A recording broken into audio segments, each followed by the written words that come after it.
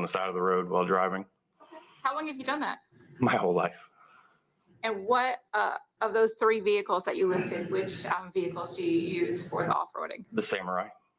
Tell us what's a Samurai look like? Miniature version of a Jeep. And do you remember back on February 6th of 2023 going off-roading? I do. Tell us what you were doing that day. I had just dropped my daughter off earlier that day and was basically not wanting to go home. Nobody was home, so I had the day off and went and drove around off-roading to where they're building a big development. Okay. The off-roading, what area did you do that at? Around the Drowning Creek area and some dirt roads off of the Drowning Creek area. Do you know what city that's in? Or what's near? Auburn. It's right on the Gwinnett County line for Auburn and Barrow County. What road were you driving? You said Drowning Creek. What road with intersection with Drowning Creek? The 316. And how did you choose that area? I used to go there years ago when I was in high school. What did you do when you were in high school? Go Off-roading, dirt bikes, four-wheelers. So you'd been to that area before? Yes. And that day, what vehicle were you driving? That day, the Suzuki Samurai. I'm going to show you a photograph that's been marked as stage 52. If you take a moment and look at this photograph. Do you recognize that? Yes, ma'am. Is that your vehicle? Yes, it is. And is that the area, is that a true and accurate picture of your vehicle and the area that you went off-roading on February 6th of 2023? It is. You're not sorry, tender states 52. No objection. States 52 is admitted without objection. Permission to publish states 52? Yes, certainly. And so you've got a screen right here you can look at. Okay. And this is your vehicle here? It is. Can the jury see that? Do I need? It's good. Okay. Okay, your vehicle, this is the Suzuki Samurai. Correct. I see a lot of mud on it. Is that from that day or was that on there before? It was from that day. Okay. The roof, explain to us the vehicle, how the setup is and how the roof and the doors work. Does it come off? The roof does come off. It's just a soft top, kind of like a convertible, Okay, held on with buttons. okay. And that day when you're driving, you had it on? I did. How is the noise level driving in that? Very, very loud. And if we could zoom out on that. And tell us where this location is that we see your vehicle. That is several hundred yards east of Drowning Creek on the right-hand side of 316. Okay. And we see a little clearing between the trees. Yes. What is that? That's just a old road that dead-ended. Okay. Is that where you went down? Yes, ma'am. How did you find that location when you were in high school and you guys first found it? Well, this location I did not. Directly across the street is where we used to go, and I was actually on the way home when I passed this road, and I decided to turn around and go back because I had never been down it. When you're going off-roading, what are you looking for? Are you Anything exciting? okay? Do you usually do it by yourself, or you do it with other people? By myself or both. Both. Okay. Yes. And that day when you went down that road, when you go back in those woods, tell us what it looks like. Is it a full road that you could go on, or is there trees blocking your way? There was one tree down, a small one, but then it just ended into piles of leftover debris from years past. How far do you think you drove back in those woods? I'll say 200 to 300 yards. It's not very long. Did you stay on that path, or did you go deeper in the woods? I stopped to get out to look, and as I was walking back, my phone had rang. Okay. So you got out of your vehicle. I did, and I just walked around while on the phone. Okay. You remember who you were talking to? My sister. And why did you get out of the vehicle? I cannot hear while on the phone while driving, so Okay. I needed to speak to her about my mother. Okay. What was going on with your mom? She was in the hospital at the time and sick, and my father was at home bedridden. Sorry to hear that. When you got out, you said you're on the phone. What did you do while you're on the phone? I just walked in kind of circles. Okay. Where was your vehicle? Still at the end of the road. I just left it there. How long do you think your phone call was? I'll say 20, 25 minutes. And at some point while you're on the phone with your sister and walking around the woods, did you find something? Yes. I stepped over a log and found the remains. And specifically, when you said remains, what did you see? Specifically, I found a human skull. Did you know right then that it was human? Yes. How? Very undeniably human. This, When you saw the skull, sir, what did you do? well, I hung up the phone and called 911. At that point, could you tell if this was male or female? No. And you said you called 911. I did. Did you stay in the woods? I went back to get my vehicle to bring it out so that they would be able to see it on the side of the road, and then stayed on the edge of the wood line. We see here in States 52 the vehicle. Is that where you parked it? It wasn't the first time, but they had a little bit of trouble finding me, so I moved it out to the closer to the road in that location sideways so they could see it. You said you saw a skull. Did you see anything else? There were bones scattered throughout the woods. Sir, did you touch those? No, ma'am. Did you take any of the bones? No, ma'am. Did you end up talking to the police officers? I did. And how long do you think you waited for officers to arrive? About, I'll say 20 or so minutes, give or take. And once the officers arrived, what happened? We walked into the woods. I showed them where the remains were, and they immediately had everybody get out, go get tape and tape off the area. And I went back to the front with an officer and gave him my name and number and information. Okay. Did you see any clothing there? No, ma'am. Did you see any personal items Nothing. besides the remains, the bones? Did you see anything else there other than leaves and trees? No, ma'am. How long, how far do you think it takes from average walking from where your vehicle is to where you get to the remains? Maybe a minute, if probably not that long. How far into the woods do you think they were? Less than 100 yards.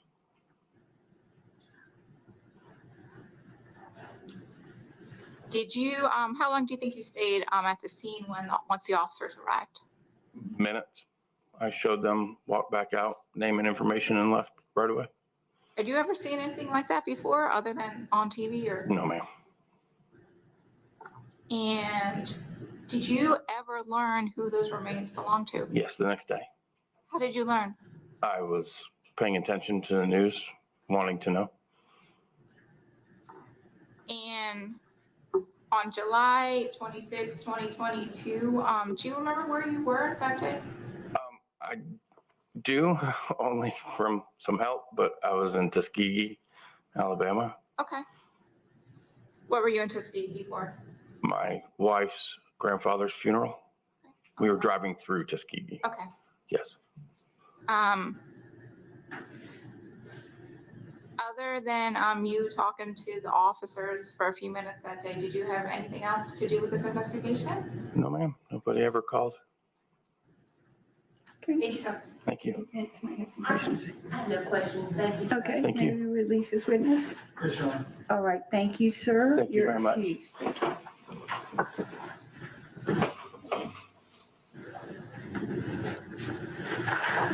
All right, ladies and gentlemen, we're going to break for lunch.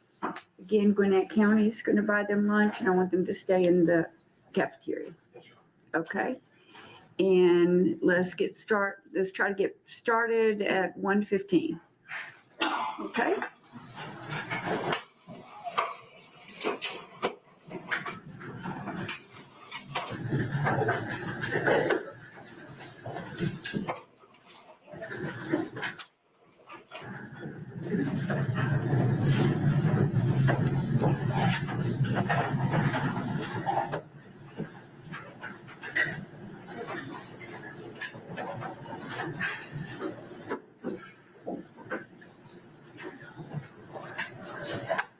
ladies and gentlemen, court will resume at 1:15, so be in your seats at that time. Very briefly before we I wanted to update everybody. I had last month filed a notice that the state intended to call a witness that was Officer Eugene White via video conference for his testimony because he was going to be out of town. My initial plan was that I wasn't going to get to him in time before he left, which is tomorrow morning. However, I just want to notify the court, I have restructured some things. He'll be here this afternoon.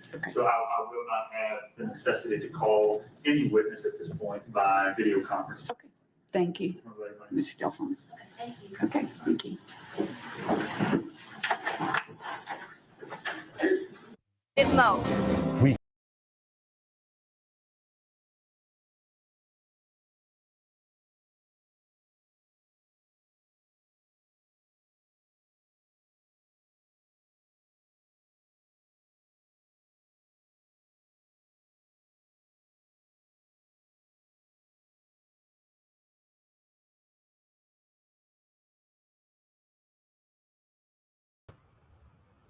Okay, ladies and gentlemen, thank you for watching the live coverage of the trial of Miles Bryant. And there's a lot to discuss here right now as it relates to the testimony that we've heard. And I would just say the most impactful testimony we've seen this morning was the testimony of the Gwinnett Lieutenant, former sergeant of the Special Victims Unit, and when he was testifying and telling the jurors how the not only the death but the what led up to her death, and as it relates to his investigation, how he made it personal because he himself has a young daughter and by an Hispanic, his wife is Hispanic. So when he broke down on the stand, I don't see that too much when police are testifying, especially at his level as a lieutenant. But it really impacted me as well, being the father of daughters and not knowing where they are at. And, you know, again, it's not about me, but I do think it's important that we understand what he was going through at the time of telling the story. And some people I saw was making light of the fact that this officer had these emotions, but it's normal. It's a normal emotion to have. With that said, I think that the defense is signaling a few things to the jurors. Some of you pointed out that the defense attorney closest to the defendant had his back to him most of the time. Something also that we noticed is the fact that the defendant's not sitting in the middle between his counsel. He's kind of off to the side, and the two, led by Attorney Drake, are to the right of him. I don't expect based on these charges, I didn't expect the female attorney to sit next to him. However, it would have probably held more weight with the jurors if they saw that his lead counsel was sitting next to him. There's a serious disconnect, and we also have to remember what the opening statement was by the defense.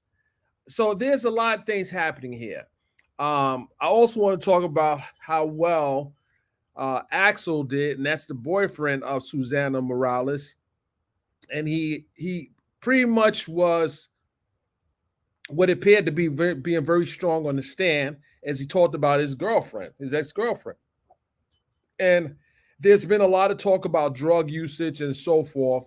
But what we just saw here was that her remains was found, that Susana's remains were found in the woods, off the road, in the woods.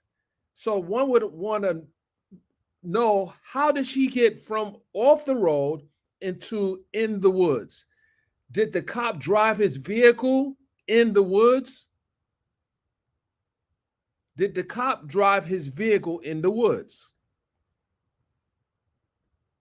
we can kind of deduct from where her body was found that his car was not on that roadway when she left the woods. I mean, when she left off the roadway herself. And then the fact he lost his firearm in the woods, that we can see there was under, it was under some straws. So there's a lot happening here. And I also noticed, and I hope everyone else noticed, that the prosecution hadn't cross-examined the last three witnesses. They haven't cross-examined the last three witnesses. Why is that? Did they not have any questions for none of these witnesses that got off the stand? Because what you have to do in these type of cases is create an alternate scenario that plays out in front of the jurors. But that's not happening here. And I'm wondering, and I think we're going to do an analysis on this. I'm going to bring in criminal defense attorneys to discuss this, because the fact that there was no cross-examination on key witnesses is interesting. It's very interesting. What do you guys think? What do you think about this case? Do you feel that the prosecution is doing a good job at presenting the evidence to the jurors? And what do you think about the defense? Do you think the defense has the smoking gun, so to speak, to change the trajectory of how this case is being viewed right now? Well, it's my opinion that this case is going to hopefully bring the community together, because this is something else. You know, you had a former member of law enforcement that allegedly preyed on young women in the community, providing edibles at the pool, providing alcohol, because it was reported yesterday through testimony that he brought alcohol and edibles to the pool.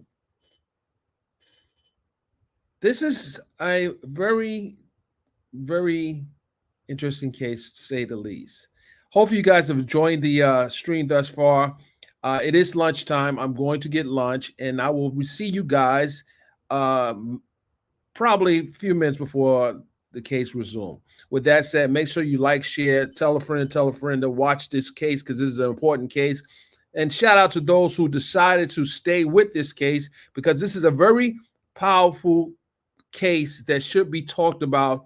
And just the mere fact that you had a member of law enforcement that was hiding in plain sight, preying on the community, is disturbing. With that said, ladies and gentlemen, I'll see you guys back after the break.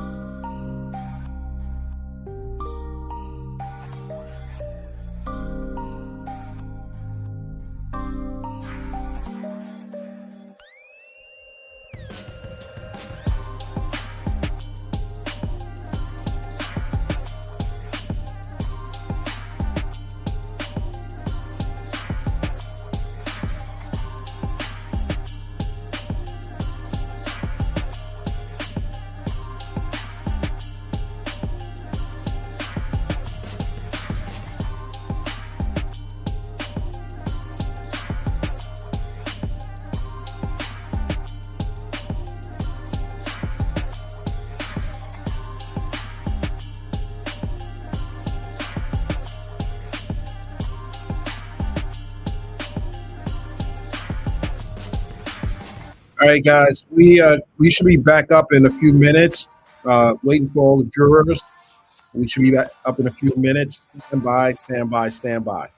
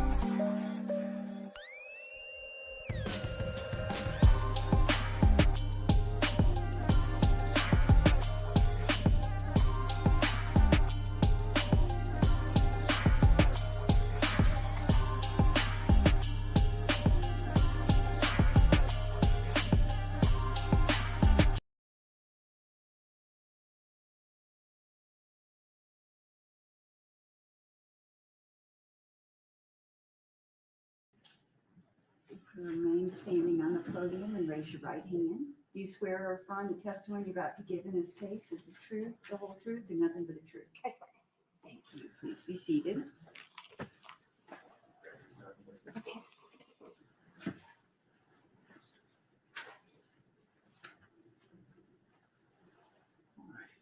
Good afternoon, how are you? I'm good. How are you? I'm good. Could you introduce yourself to the jury? Give us your name, please. I'm Christina Pursley. I work for the Bryant County Medical Examiner's Office. All right, now, Ms. Pursley, what is your role with the Gwinnett County Medical Examiner's Office? I'm a forensic technician. That means that I help our pathologists with autopsies, and I also specialize in skeletal remains. All right, so how long have you worked with a medical examiner here in Gwinnett? Just over 4 years. Prior to working with Gwinnett's medical examiner, did you have any other experience in this field? I did not. I went to school for anthropology, but other than that, I did not have any experience. And that was going to be the next thing we talked about. So in order to, what's your official title with the medical examiner's office? Forensic technician. All right. In order to be a forensic technician with the Gwinnett County Medical Examiner's Office, what kind of education or training have you gone through? We do continuing education. Most of our training is hands-on. That means that even if we don't have experience outside of doing autopsies, our pathologists will train us. We also attend classes every year. I think that we do a class at least once a month.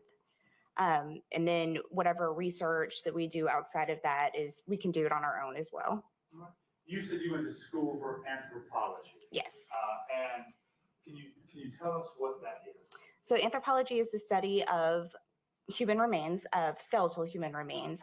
In the field that I studied in, there's a broader anthropology field that is cultural, biological, but I specifically studied human remains.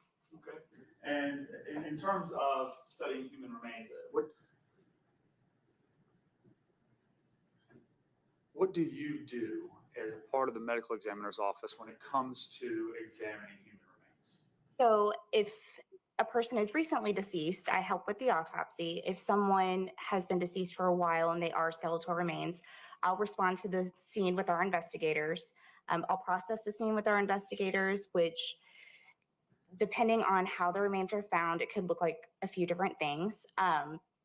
In most cases, when people are skeletal and they're found somewhere, usually they're not buried, they're on top of the surface. So that means that we have to search a broader area to make sure that we are recovering the entire person. All right. Now, in your role over the last 4 years with the medical examiner's office, how many cases have you been involved in recovering human remains? And recovering human remains, I honestly don't know off the top of my head. It's been a few though. All right. Now, just to give us an idea, I don't need an exact number, more than 10, more than 50, more than 100? Probably less than 10, between 5 and 10. Okay. Now, when I say human remains, are we talking about, and I asked you that question, but the answer to that question, are you talking about skeletal remains? Yes. For the majority of the scenes that I will respond to, usually they're always skeletal remains.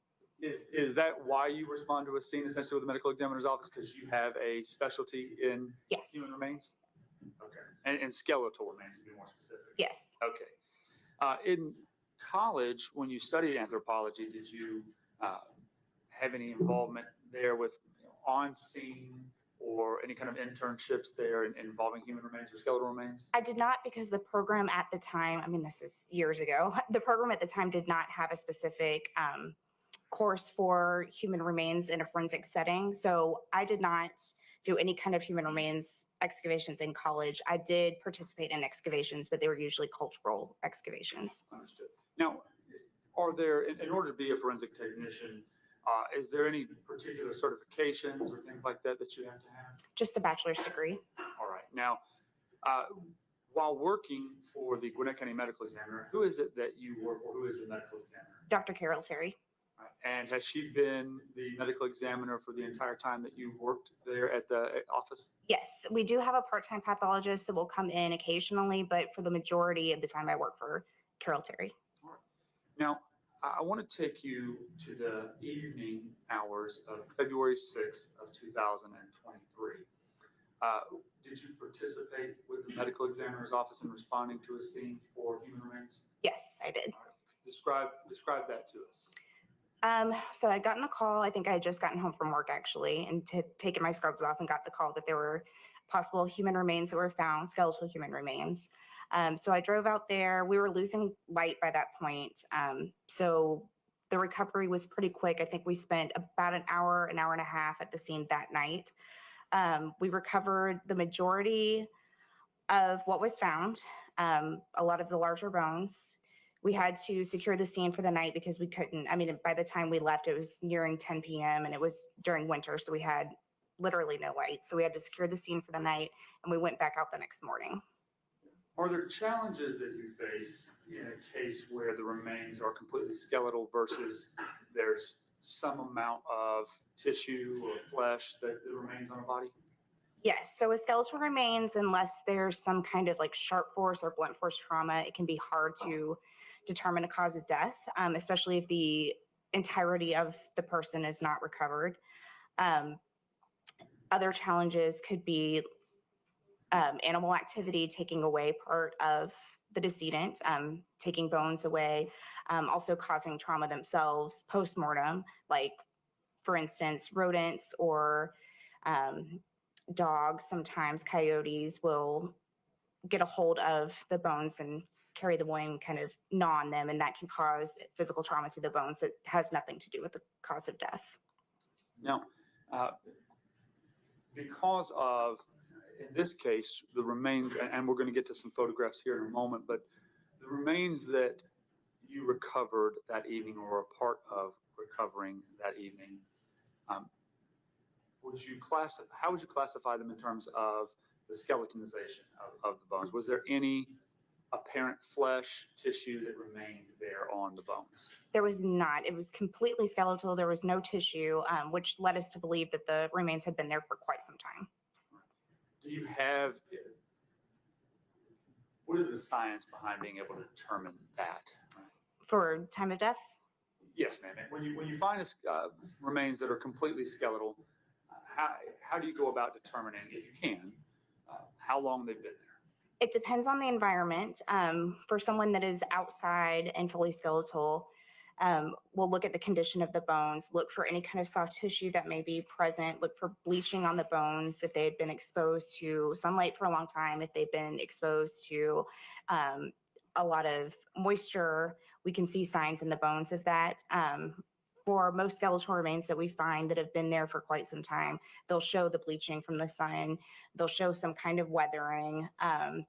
And with remains that have not been there for so long, usually we expect to see some kind of soft tissue and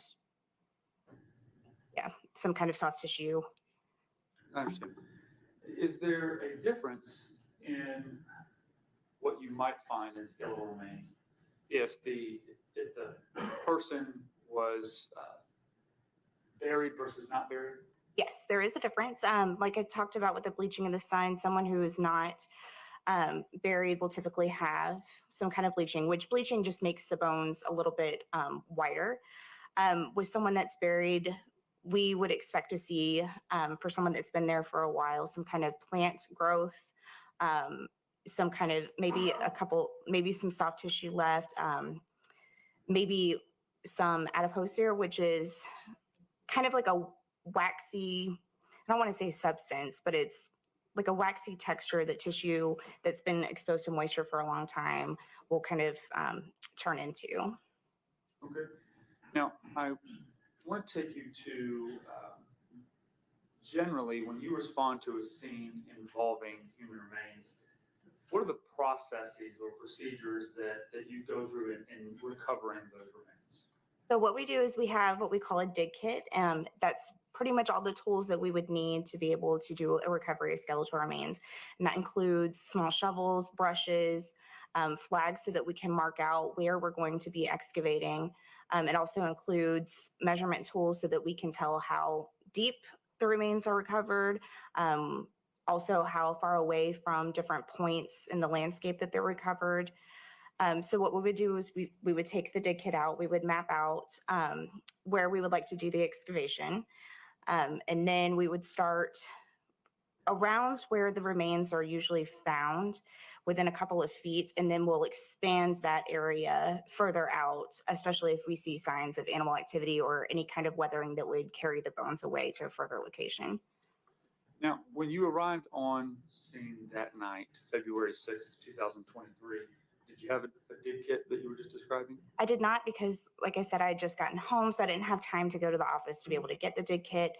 Luckily, CSI had already mapped it out for us, and so we just gathered the surface remains that we could find with the daylight that we had left. And in terms of the skeletal remains there that you observed, can you give us a general idea of how much of the remains were present? I would say based on the first night, we found probably about 85% of the remains. And I'm going to, may I approach you? I'm going to show you what is marked as States Exhibits 13 through 13.13. If you would, Ms. Persley, if you will look through those and let me know once you've finished looking through them if you recognize what those are.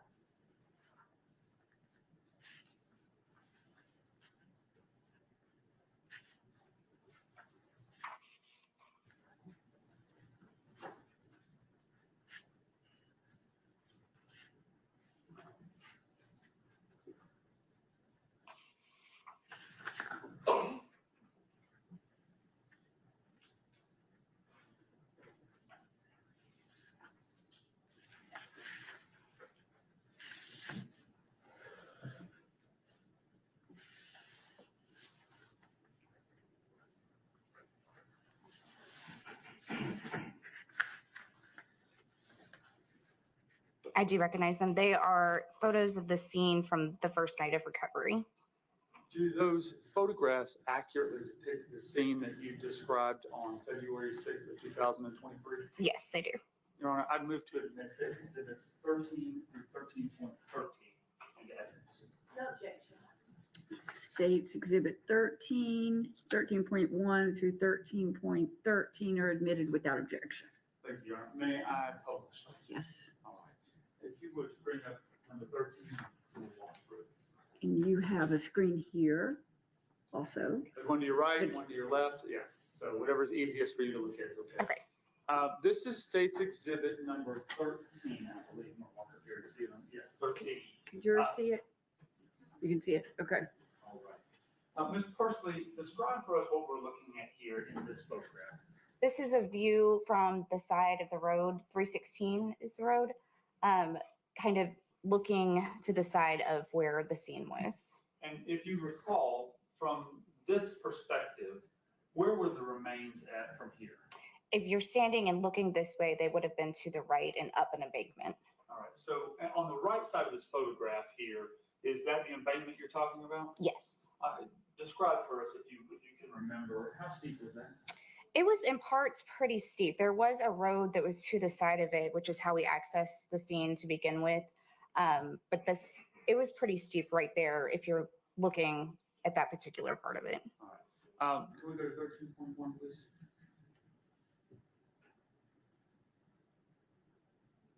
All right. And again, what are we looking at here? This is also a photo of the embankment leading up to the scene. All right. Now, as we're looking at this into the woods here, did the woods continue all the way back to where the remains were? Yes. All right. Can we go to 13.2? All right. And here, this photograph, that was 13.1, I believe. And then it goes to 13.2. Yes. What are we looking at here? This is also the side of the scene from the road. Also a photograph of the embankment. And this one, is it taken kind of in the reverse of the first photograph, looking back the opposite direction? It is. Okay. If we go to the next photograph. All right, and what are we looking at here? This is a portion of the scene. This is pretty far from where the remains were actually found. Probably after we secured the scene for the night or pretty close to securing the scene for the night. All right, and the next photograph? All right, what are we looking at here? That is a femur. I'm not sure which side, just looking at the photograph. That femur in particular was carried a little bit away from where the majority of the remains were found, indicating that there was probably some animal activity. All right, and you've explained that, I think, before. This is exhibit 13.4, but when you're involved in the recovery of human remains that are skeletal, do you often see bones being moved out from the general location? Yes, especially if they're, I don't want to say dumped, but if they're placed on top of the surface and they're not buried where they can be easily accessed by animals, yes, it's pretty common to see animals take some bones and kind of scatter them. In this particular case, when finding a bone, the femur like this, did it appear to you that that was the case, that an animal might have carried it away from the main area? Yes. We can go to the next photograph, 13.5. All right, and what are we looking at here? That's a photograph of a skull.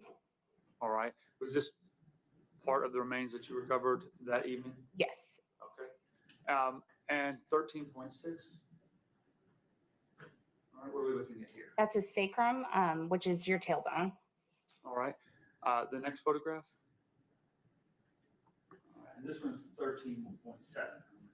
13.7, what are we looking at here? That's also a photograph, an up-close photograph of the skull that was found. And that's a photograph of how the skull was found before it was manipulated by any investigators. All right, the next photograph, 13.8. And what are we looking at here? That's part of the pelvis. All right, and in terms of recovering remains, is there a significance in certain bones and identifying who the person is? Yes. So there's a few bones that we use in particular to identify age and sex. The pelvis is one of them. We use the pelvis to determine whether someone is male or female. We also determine age by the pelvis. The femur is another bone that we use to determine age as well as height, possibly. And the last part there, the height part makes sense to me, because I imagine the length of the bone Exactly. determines height. But you've also mentioned determining gender, male or female, in terms of the pelvis. What kind of things do you find with the pelvis?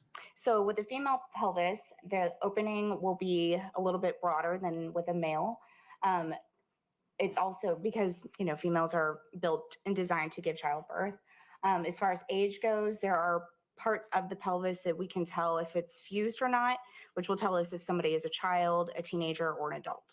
Now, just in a little bit further explanation about that, what would you expect to see in a child or prepubescent adult versus, or a prepubescent person versus somebody who's already gone through puberty or older?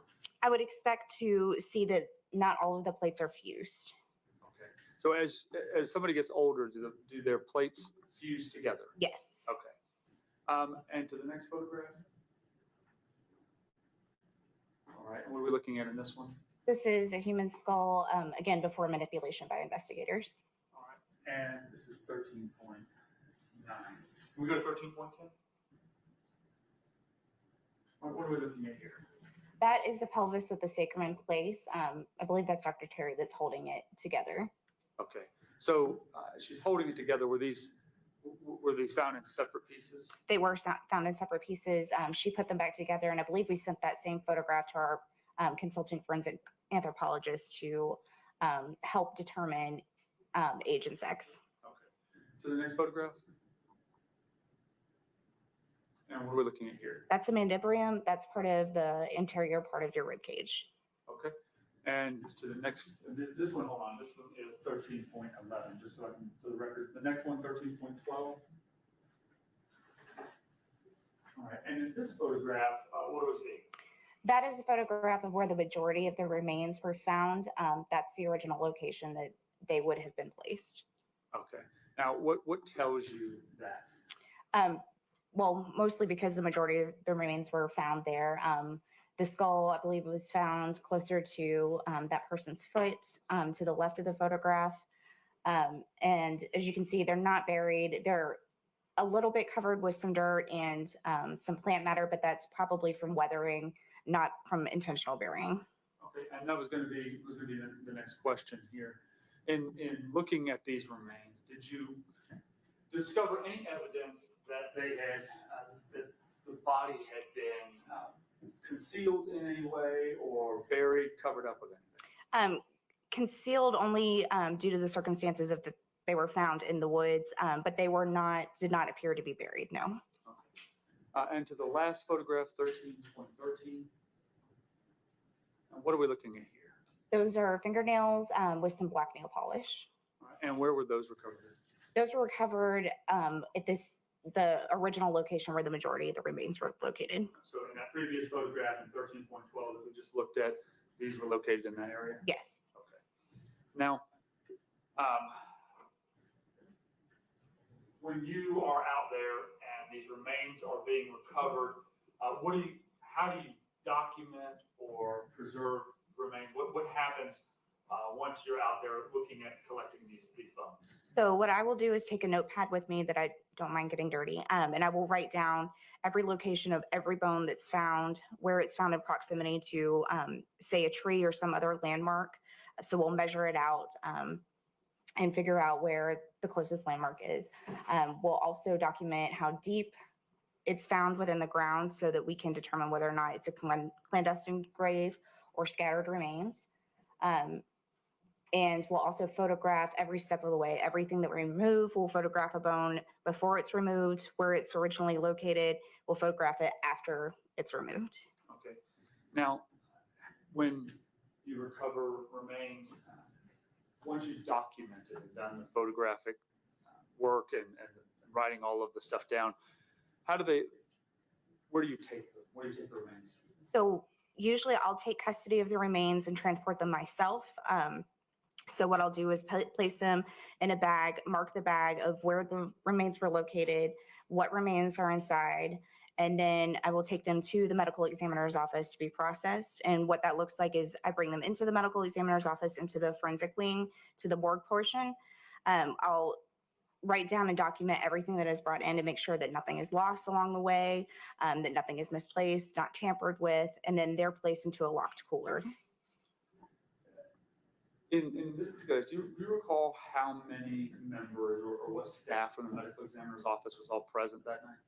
The original night, it was myself, Dr. Terry, and I believe two other investigators. All right, from the medical examiner's office? Yes. Okay. Do you recall all of the bones that you recovered that night? I can try. I have a copy of your report if you don't recall all of them, and I can show it to you. Okay. I believe that we recovered both humeri, both ulna, both radiuses, the mandibrium, I think all of the ribs, the sacrum, the pelvis, the skull, the mandible, the femurs, both of them, the tibia, fibula, and we may have recovered a couple of smaller foot bones that night, but the majority of the hand and foot bones were found the following day. Okay. Now, you've used a lot of words that I knew some of them, not all of them, but I want to ask you about a few of them. Okay. So you've already talked about the pelvis and the sacrum, so describe what those are. There's a term you use, the manubrium. Yes. Manubrium, okay. What is that? So that's a part of the anterior ribs. It's close to where your sternum would be. All right. And then you used, I think, humerus. Yes. Which bone is that? Those are your upper arm bones. All right. And the radius and I'm going back to 8th grade here, trying to remember the anatomy, but the radius and ulna. Those are your lower arm bones. Arm bones, okay. So in essence, did y'all recover all of the arm bones in the skeletal remains? Yes, all of the arm bones and all of the leg bones were recovered the first night. So that's the femur that you talked about. Yes. And then the tibia and fibia? Yes. Okay. So apart from that, you also recovered the skull and ribs, you said? Yes. Now, do you know if you recovered all the ribs or? We did. We also recovered the clavicles and the scapulas. Clavicle, is that the collarbone? Yes. All right. And scapula, you have to remind me. Those are your shoulder blades. Shoulder blades. All right. Any other significant bones that you recovered that night? The mandible is a big one because a lot of times with skeletal remains, sometimes the mandible will be carried away and it's not easily found. But it was with the rest of the skull, which was. Is that the jawbone? It is. The Yes. jawbone, okay. Your lower jawbone. Yeah. Lower jawbone. So in this particular, in the remains that you recovered, you recovered the mandible, was it still attached to the skull or was it somewhere else? It was not attached because there wasn't any soft tissue present to keep it attached, but it was with the skull. Okay. And then essentially the backbone, the vertebrae, the lumbars, did you recover all of the spine? We did. We covered every vertebrae, I believe. You then took those, bagged them individually and took them back to the medical examiner's office? Yes. What normally, when they go back to the medical examiner's office, what occurs to those remains? So they will remain in their original bag so that they can be dictated the next day during autopsy by Dr. Terry. I fill out paperwork, document everything that I did, place those same bags into a locked cooler that only medical examiner employees have access to. All right. Now, and you mentioned obviously it got too dark that night to really continue and search. Were you a part of the medical examiner's team that came back the following day? Yes. All right. Who came back the following day with you, if you recall? My supervisor, Tina Miller, came. Dr. Terry did not go that day. I believe we had 3 other investigators that came, and our other forensic technician came with us to help. And the reason why so many of us went back the next day was because we were trying to recover the hyoid bone, which is really important in skeletal remains to help determine cause of death. It doesn't always determine a cause of death, but it can certainly help. In what way? Describe what the hyoid bone is and how it might assist. So the hyoid bone is in your throat, it's in your neck.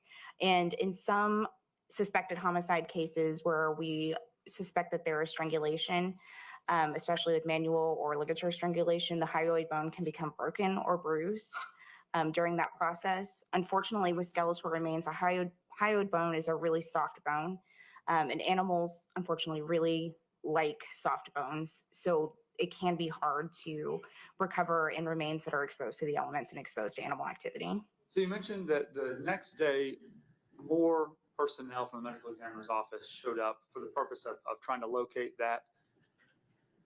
More remains, but with a particular focus on that bone? Yes. Okay. And what did y'all do when you got back the next day? What kind of things did you do once you got there in order to search the next day? So because we knew that we were looking for smaller bones, we had already recovered most of the larger long bones.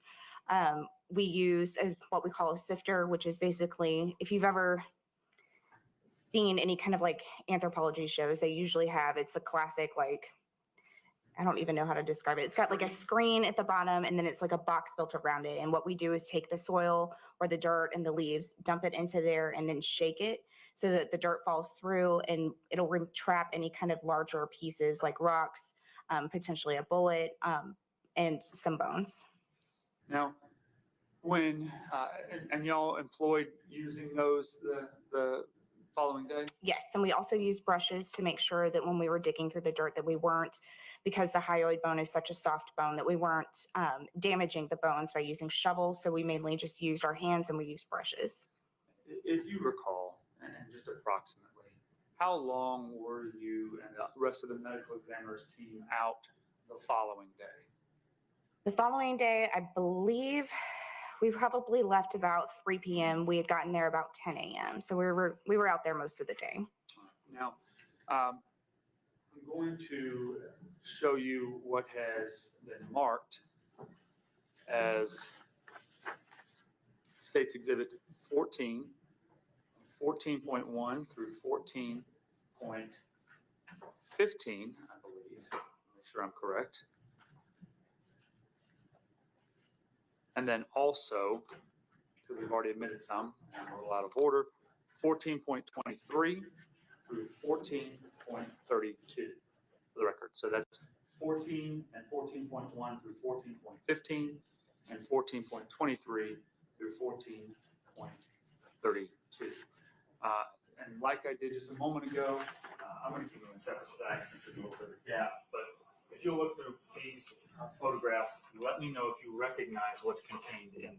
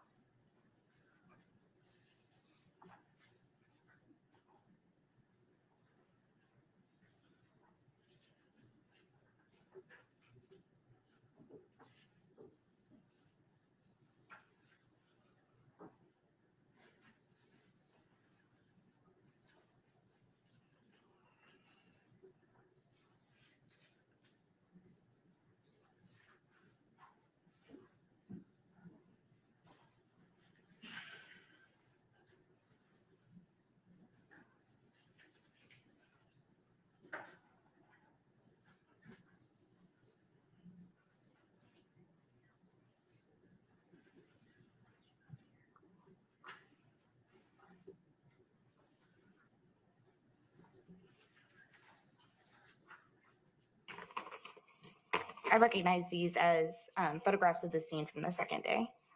February 7th of Yes. 2023? Are they fair and accurate representations of that scene on that day? Yes, they are. Judge, I move to admit States Exhibits 14 and 14.1 through 14.15 and 14.22.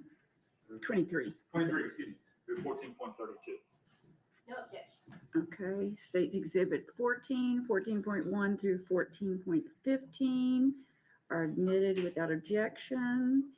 And then for States Exhibit 14.23 through 14.32 are admitted without objection. Thank you, Your Honor. Now, Ms. Percy, before you came into the courtroom, the missing exhibits and the numbers there, 14.16 through 14.22, have already been admitted to evidence, but I'm going to show them to you as well. Do you recognize those photographs?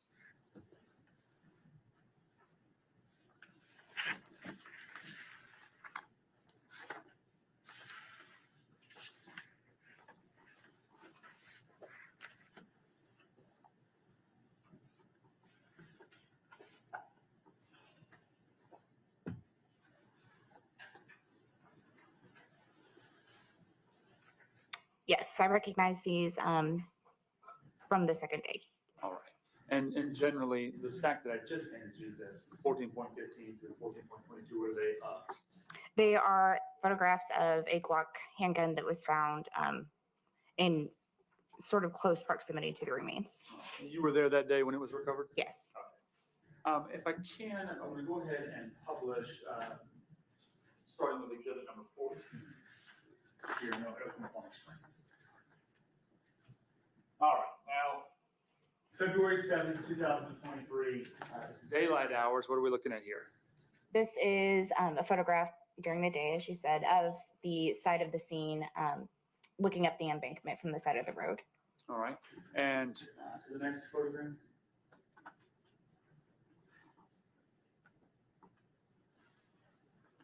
All right, and what are we looking at here in 14.1? A different area of the side of the scene. All right, and to the next photo. All right, and here. This is just outside the perimeter of the scene. And I'm going to be accurate, 14.2. To the next photograph, 14.3. What are we looking at here? Members of the Gwinnett County Police Department, possibly recruits. They had done a grid search during the day. So the folks here that are in the photograph, members of the Gwinnett County Police Department, these were the individuals who were involved in conducting a grid search through the woods? Yes. Okay. Did you participate in the grid search? I did not. We focused our efforts on where the remains were found. For the next photograph, 14.4. What are we looking at here? This is the outside perimeter of the scene. And 14.5. All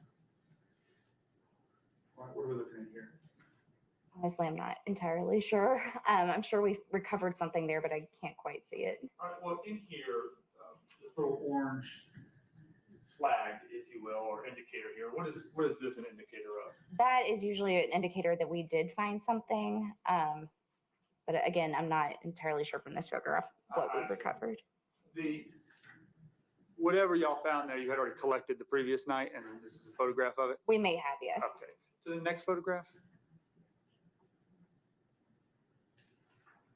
All right, and generally what are we looking at here? Another photograph of where we recovered something. Okay, and the next photograph? Again, we have recovered something from that spot, and I can see that we had dug around that spot, so I'm assuming that we had probably found a longbow the previous night. All right, and the next one? All right, and what are we looking at here? That looks like the main area where we excavated the majority of the remains. Now, you mentioned using, I don't remember what you called it, a screen. It wasn't a screen. You called it A sifter. A sifter, thank you. Were you, in doing that, were you taking, the dirt or pine straw or whatever it is that we can see in photographs like this and putting it into that sifter? Yes. Okay. To the next photograph. This is 14.9. All right. What are we looking at here? This is an overview of where the majority of the remains were found after excavation. Okay. And the next photograph? All right, what are we looking at here? That looks like it's either a bone from a foot or a hand. I'm going to assume a foot because the majority of the hand bones were found relatively close together in the position that the hands were laid. Okay. This photograph here was taken on February 7th, the next morning. Yes, it was. Is this an example of some of the additional bones that you found the next day? Yes. And do you recall, without looking at your report, I have it here if you need it, which bones, what all you found the following day? We found the majority of the hand and foot bones. There were a few that we did not recover. I think that's the majority of the bones that we recovered. We did recover some hair, additional fingernails, and some possible rib cartilage. Okay. Now, the hair, do you recall finding the hair? I do, yes. In terms of when you found it, were you able to tell anything unique about the hair? Yes, we were able to tell that it was had two different tones to it. There was a dark tone and a light tone. Okay. Now, is that the hair having two different colorings to it? Is that an indication of something natural happening to it, or is the hair that color prior to death? It could have been something natural, like the sun could have bleached it, but looking at it, it didn't look like anything.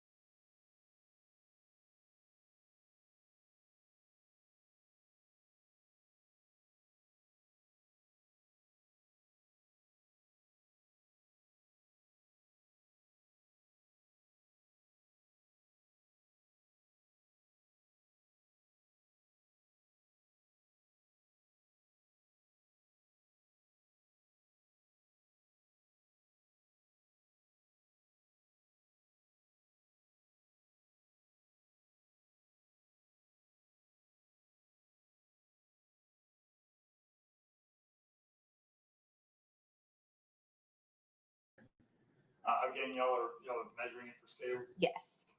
And then the next photograph, 14.13. What are we looking at here? That looks like it's the majority of a hand, I believe. Okay. Now, in relation, and we looked at a few bones, the might have been the foot bones and then this hand bone.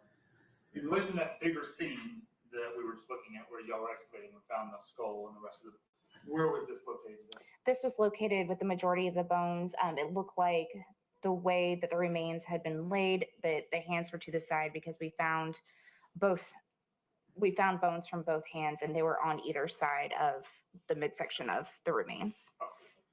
And the next photograph, 14.14. What are we looking at here? Again, that's going to be either a foot bone or a hand bone. And the next photograph, 14.15.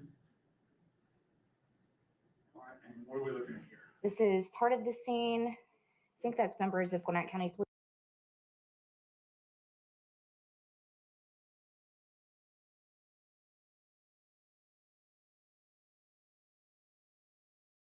14.16, all the way to 14.23.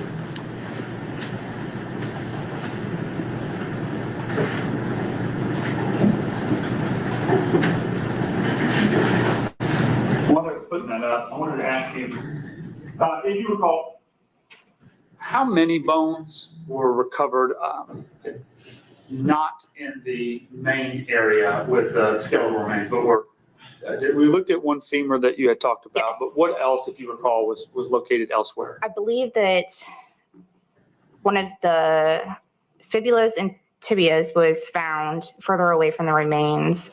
And I believe a humerus was found further away from the remains, but that was essentially, I believe, if I'm recalling correctly, the majority of what was found further away from the remains.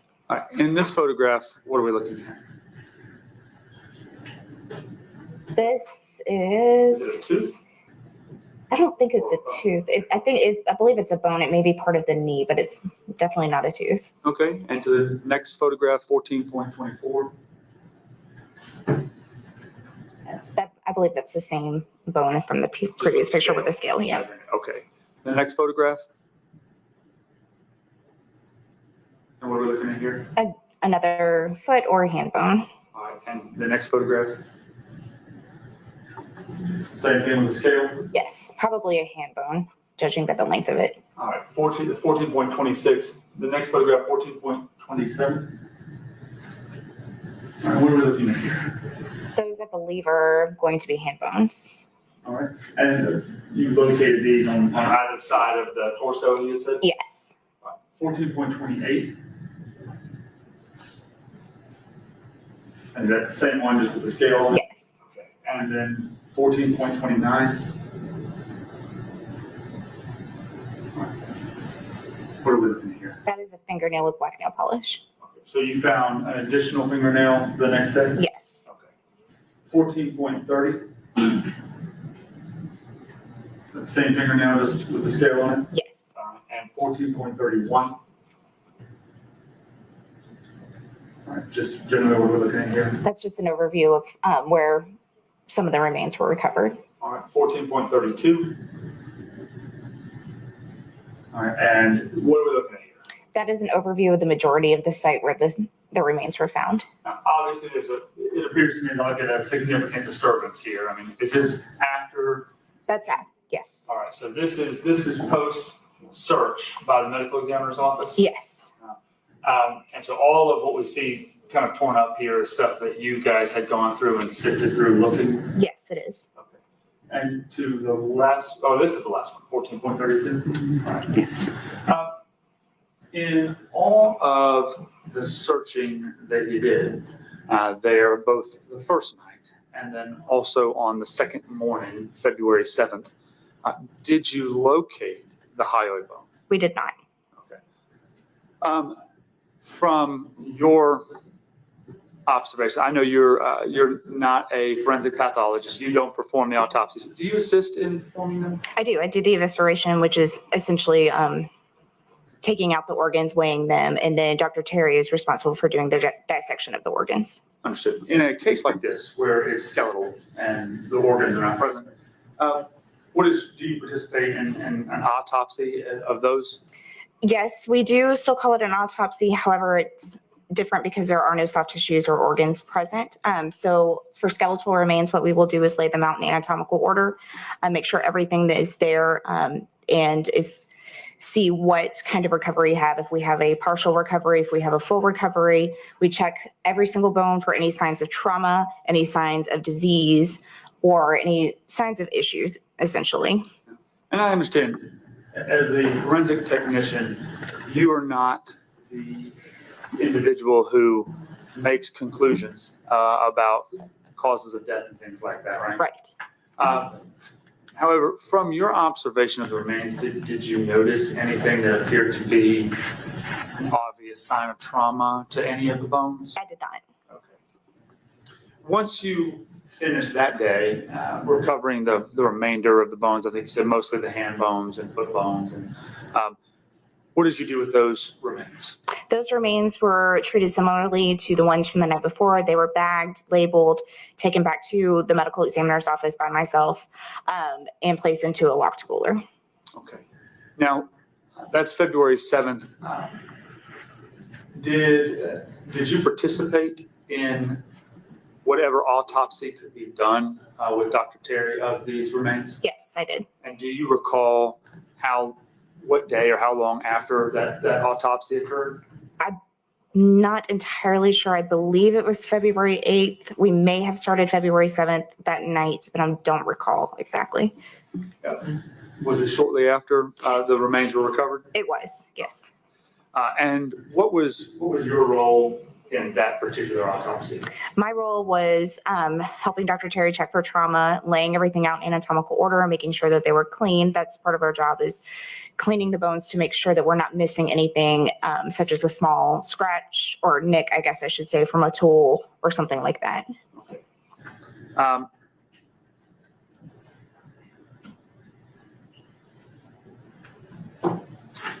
Firstly, I think those are all the questions I have for you at this time. Thank you. Your Honor, I know that I handled whether or not to object, but I was hoping that Mr. Dobbins could do cross. That's fine. Thank you. Good afternoon. I'm glad we've met. My name's Kyle Dobbins. I represent the defendant. You have named out a pretty significant list of bones that were recovered, and then you have said that the hyoid bone was not recovered. Were there other bones not recovered? There were a few, I believe, a few hands and foot bones that were not recovered. Do you know if the patella or the kneecaps were recovered? I don't recall, honestly.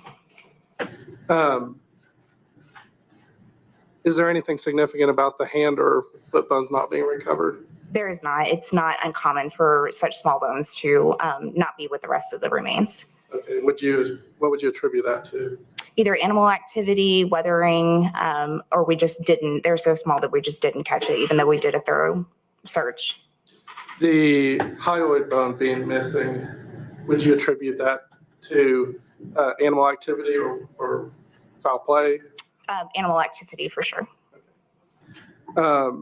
As far as the gun that was located, do you know how far away that was from the remains? I know that it was in close proximity, but I don't recall exactly how far it was found. For our investigation, it wasn't significant, so we did not measure from the remains to the gun.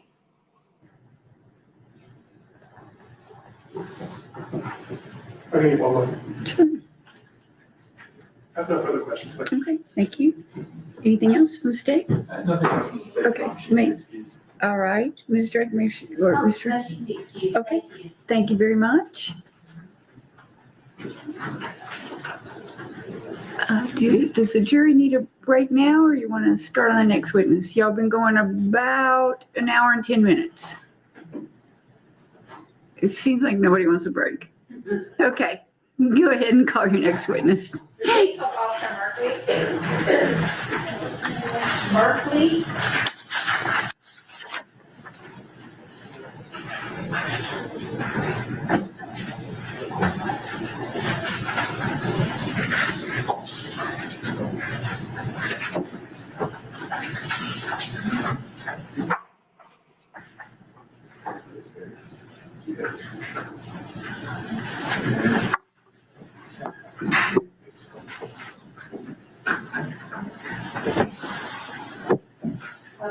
You all right, Christine?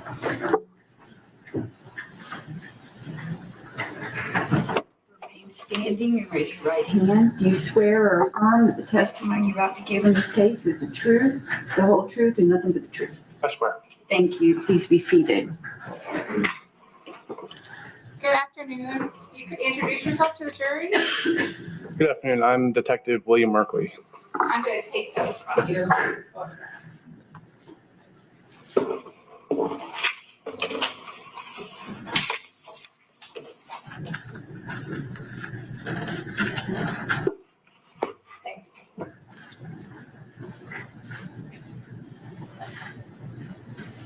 And Detective, where do you work? I'm currently employed with the Gwinnett County Police Department. And what is your position with the police department? Right now, I'm a detective with the Special Victims Unit. How long have you been doing that? I've been with the Special Victims Unit for a year, with Gwinnett County for 5 years. Besides your 5 years with Gwinnett County Police, do you have any other law enforcement experience? No, ma'am. And have the whole time of your 5 years with Gwinnett, have you been post-certified, meaning you have full arrest powers in the state of Georgia? Yes, that is correct. And when did you start in the Special Victims Unit? I started in Special Victims in, I believe it was April of 2023. And before April of 2023, what were you doing for the police department? I worked 4 years as a uniformed police officer out of our West Precinct. What is it? What area is the West Precinct? The area covers Norcross, Peachtree Corners, parts of the city of Lilburn, mostly bordering with DeKalb County. And as a uniform patrol officer, what were some of your duties? I would conduct traffic enforcement, respond to calls for service, go out on self-initiated activity, area checks, When you say self-initiated activity, what does that mean? traffic stops, suspicious persons, stopping and talking with local residents, making sure everything is all right, see if they have any concerns.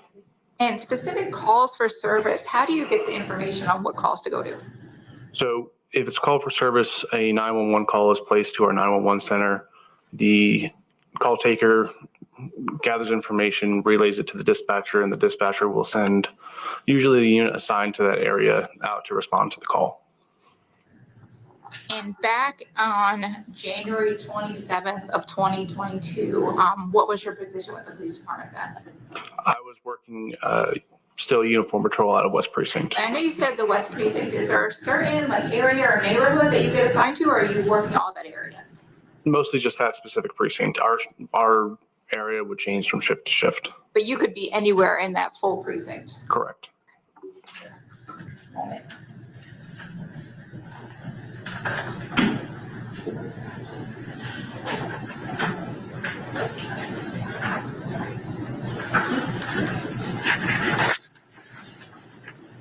And do you recall, did you get dispatched on January 27th, 2022 for a call at the Sterling Glen Apartments? Was it January 27th? July 27th. July, my apologies. July 27th. Thank you. So you got dispatched on July 27th of 2022. Yes, ma'am. Do you know the nature of that call? That was a theft from a vehicle call.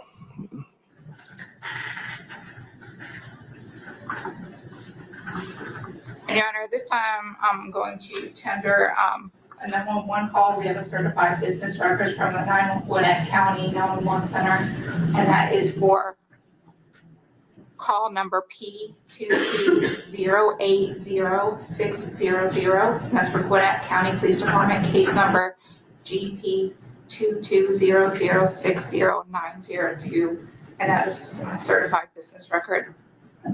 What exhibit number, Ms. Meditucci? 27.2 is the business record certification, and 27 is the disc. Thank you. No objection, Your Honor. Yes, that was my next question. All right, 27 and 27.2 are admitted without objection. Yes, Your Honor, permission to publish the 911 call. Yes.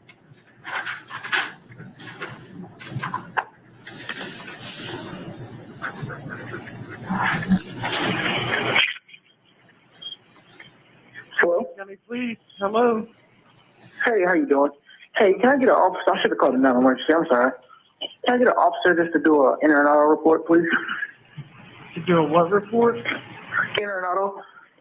Okay, what's the address? It's 3258 Windscape Village Lane in Sterling Glen Apartments. What apartment is? It's E, but I'll be standing outside. And your name, please, sir? Miles. What's your last name, Miles? Bryant.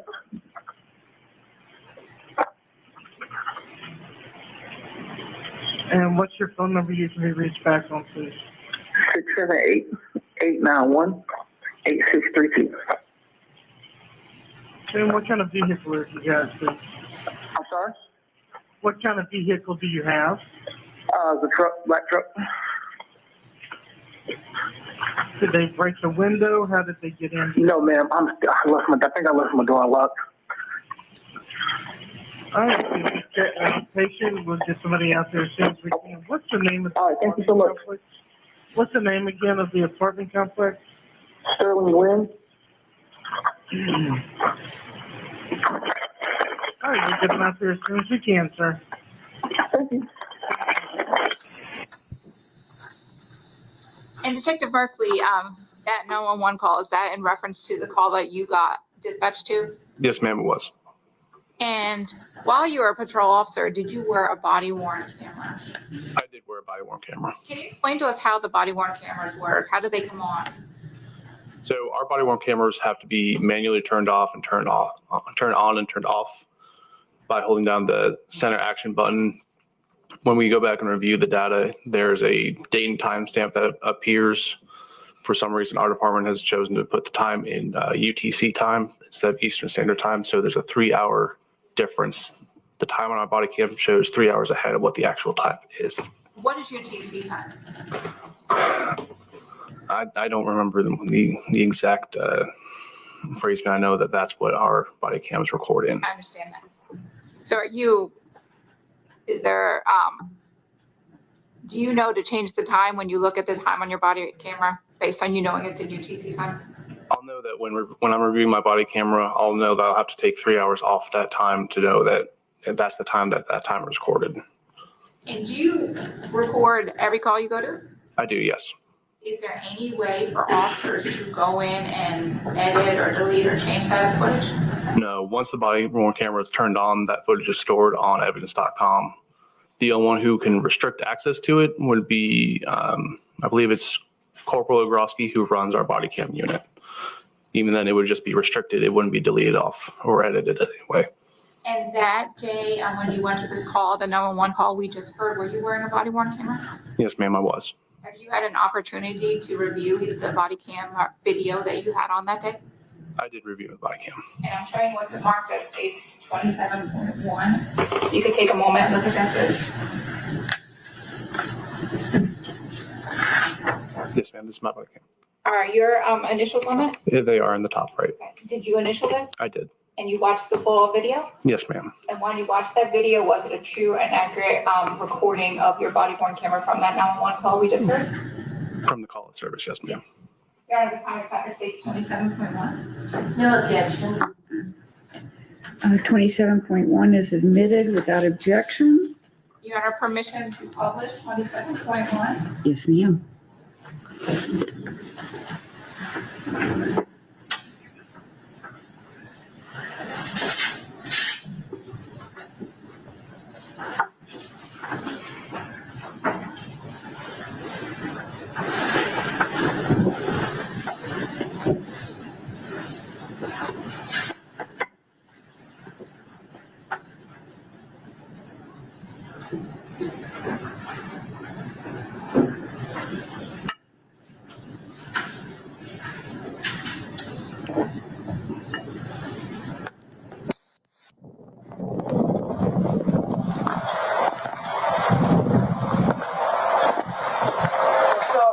Hey, Mr. Bryant. Y'all probably get slapped, I'm sorry.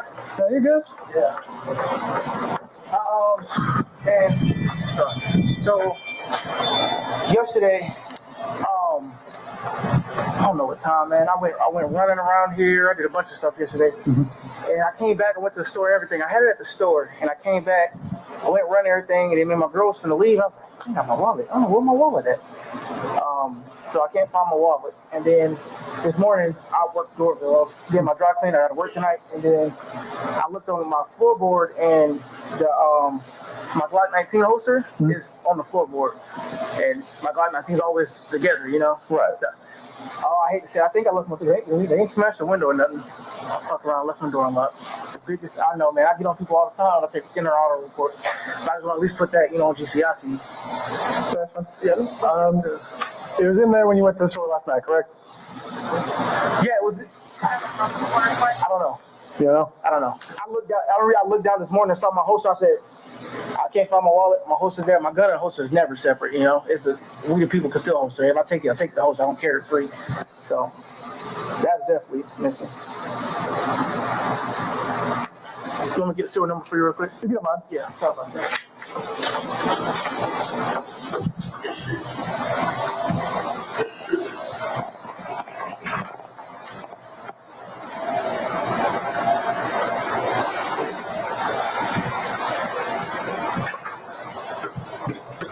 And if you run my tag, I'm a registered owner. I don't have my wallet, so I have my ID on it. No, that's fine. Do you think your wallet was in the truck as well, or? I think so, because I didn't. The pants I had on yesterday, I took it in the house, looked through all the grocery bags. I only went in the house, and I came out here and I ran around the neighborhood. I'm the courtesy officer.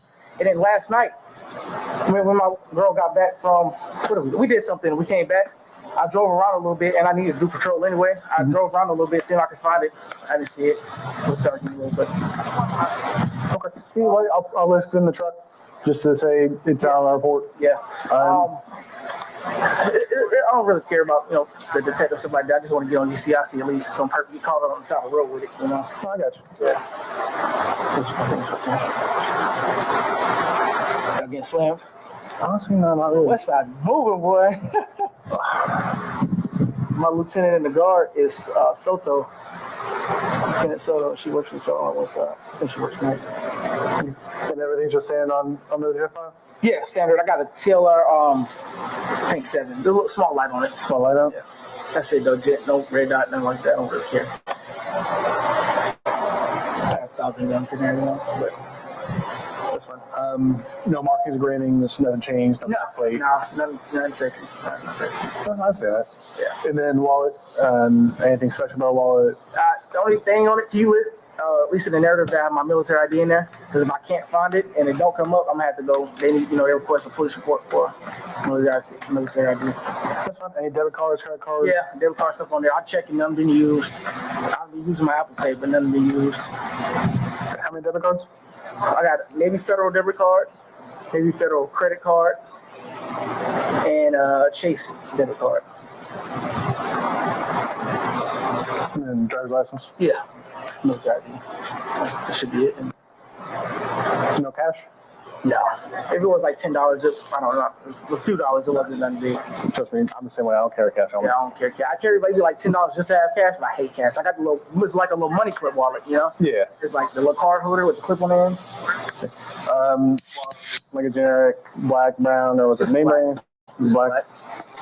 Literally black little card holder. Like a little rich, like a wannabe rich wallet, the cheap version. Like $10 worth? Yeah. It wasn't nothing expensive. The main thing is just getting that gun. Do you remember what you paid for the gun? Man, I bought this gun so long ago, man. I got the blue label, maybe 300, say. I don't know how much the blue label is nowadays. I was gonna say, you out before the pandemic, you got a good price on, because I know that. Yeah, it was before, it was a long time. I went up there in Ed's pawn shop over there. Mm-hmm. So I'm up there in Fargo. I got County, I think. Oh, you got far then? Huh? You didn't just go to David's Gun Room? Call people out? I didn't live over here then. Oh, okay. I just really moved over here to get a courtesy off the spot, No, I get that. Yeah, let me get your kids card, man. I'll get that put on. Appreciate it, folks. So you think you left that locked? Yeah, they didn't break the window. I had to, if they got it like that. Yeah.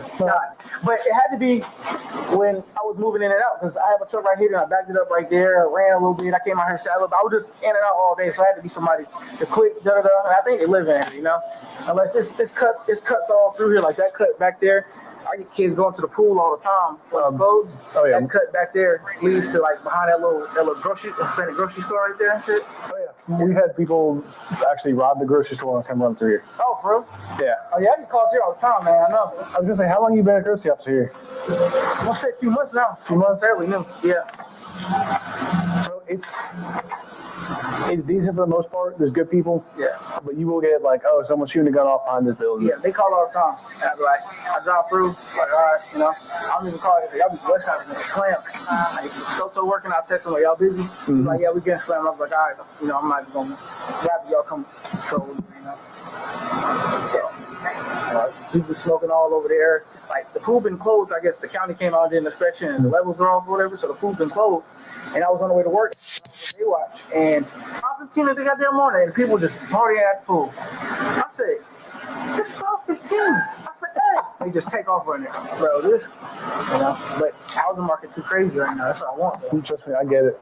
I just got my house before everything For real, shot man, y'all up. were the luckiest ones. My partner, one of my guys at work did too. He was like, bro, right before the pandemic, I got me one, and I'm glad. As soon as he got it, it risen. No, it was in January last year I got it. Oh, for real? It was like mid-pandemic. Where you said? All the way out Winder. Winder? That's not bad. Barrow County? Barrow County. Barrow County, Georgia. Barrow County, quiet, land. Oh, yeah. I want to go to the country, man. I love the country, bro. I hate the city. That's the thing. I used to live out this way. Like I lived out here for the academy, lived out here for a few years of the patrol. So I'm like, I can't do this shit no more. I don't want to walk out my door and say. I ain't never lived in the country, but I love the country. I'm from South Georgia, man. So, See, that's the thing. I'm from upstate New York. Everyone's used to be like wide open. Like you don't see your neighbor for a couple of days. It's fine. Yeah. Let me get this done for you, man. I'll get you. I appreciate you, bro. Yeah, man. You want me to wait here, or I'm gonna go back inside? If you want to go back inside for a second, I'm gonna get everything typed in, make sure I get everything right. Okay, you can. You give me the case card. You go today. I'll get you the case card. Yeah, you give me the case card today.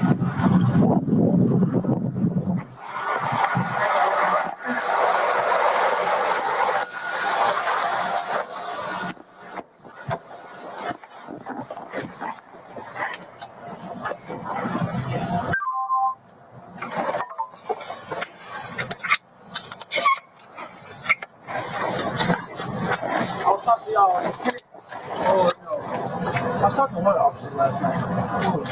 He was at the quick trip, the sergeant actually. He was at the quick trip, right there by the McDonald's.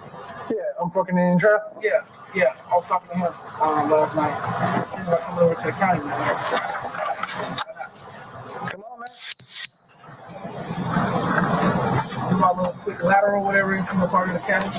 Yeah, I think it's like a month now. Just more shit. Hey, free bullets, why not? Hey, what really sucks is my department, we just switch ammo. So I put, what's up, man? We just switch ammo. So I put the old ammo we had, they let us have it. So I put it, great hollow points in there, Like, yeah.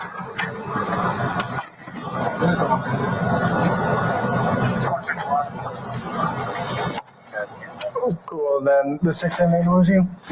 The 678 numbers here? Yep, 678-891-832. Cool.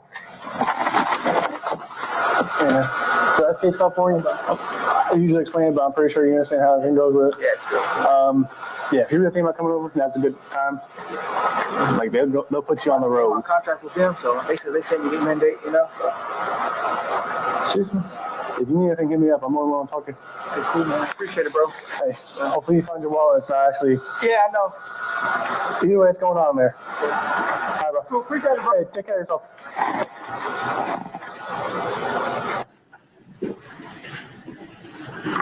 All right, Detective Merkley, you mentioned that the time on the body cam videos is about, you said 3 or 4 hours. Do you know which one? I believe I said 3, but looking back, it could be 4. Okay. I'm going to show you a copy of, if I showed you a copy of the CAD report, would that help refresh your recollection on the timing? Yes, ma'am.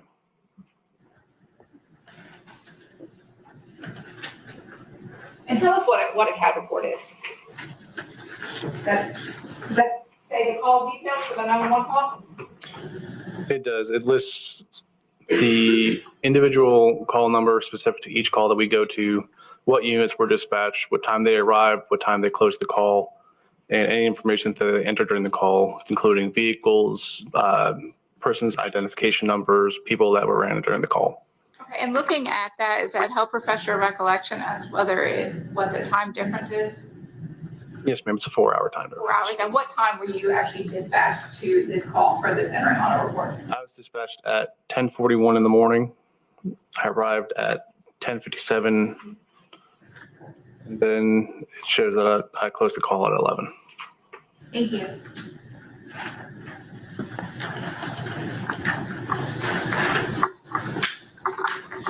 And who was it that you met with for that report? I met with Mr. Miles Bryant. Did he identify to you where he worked? He stated that he was the courtesy officer and pointed to the Doraville marked police car that was parked out front. What's a courtesy officer do? A courtesy officer is an officer that works for a department in the state of Georgia.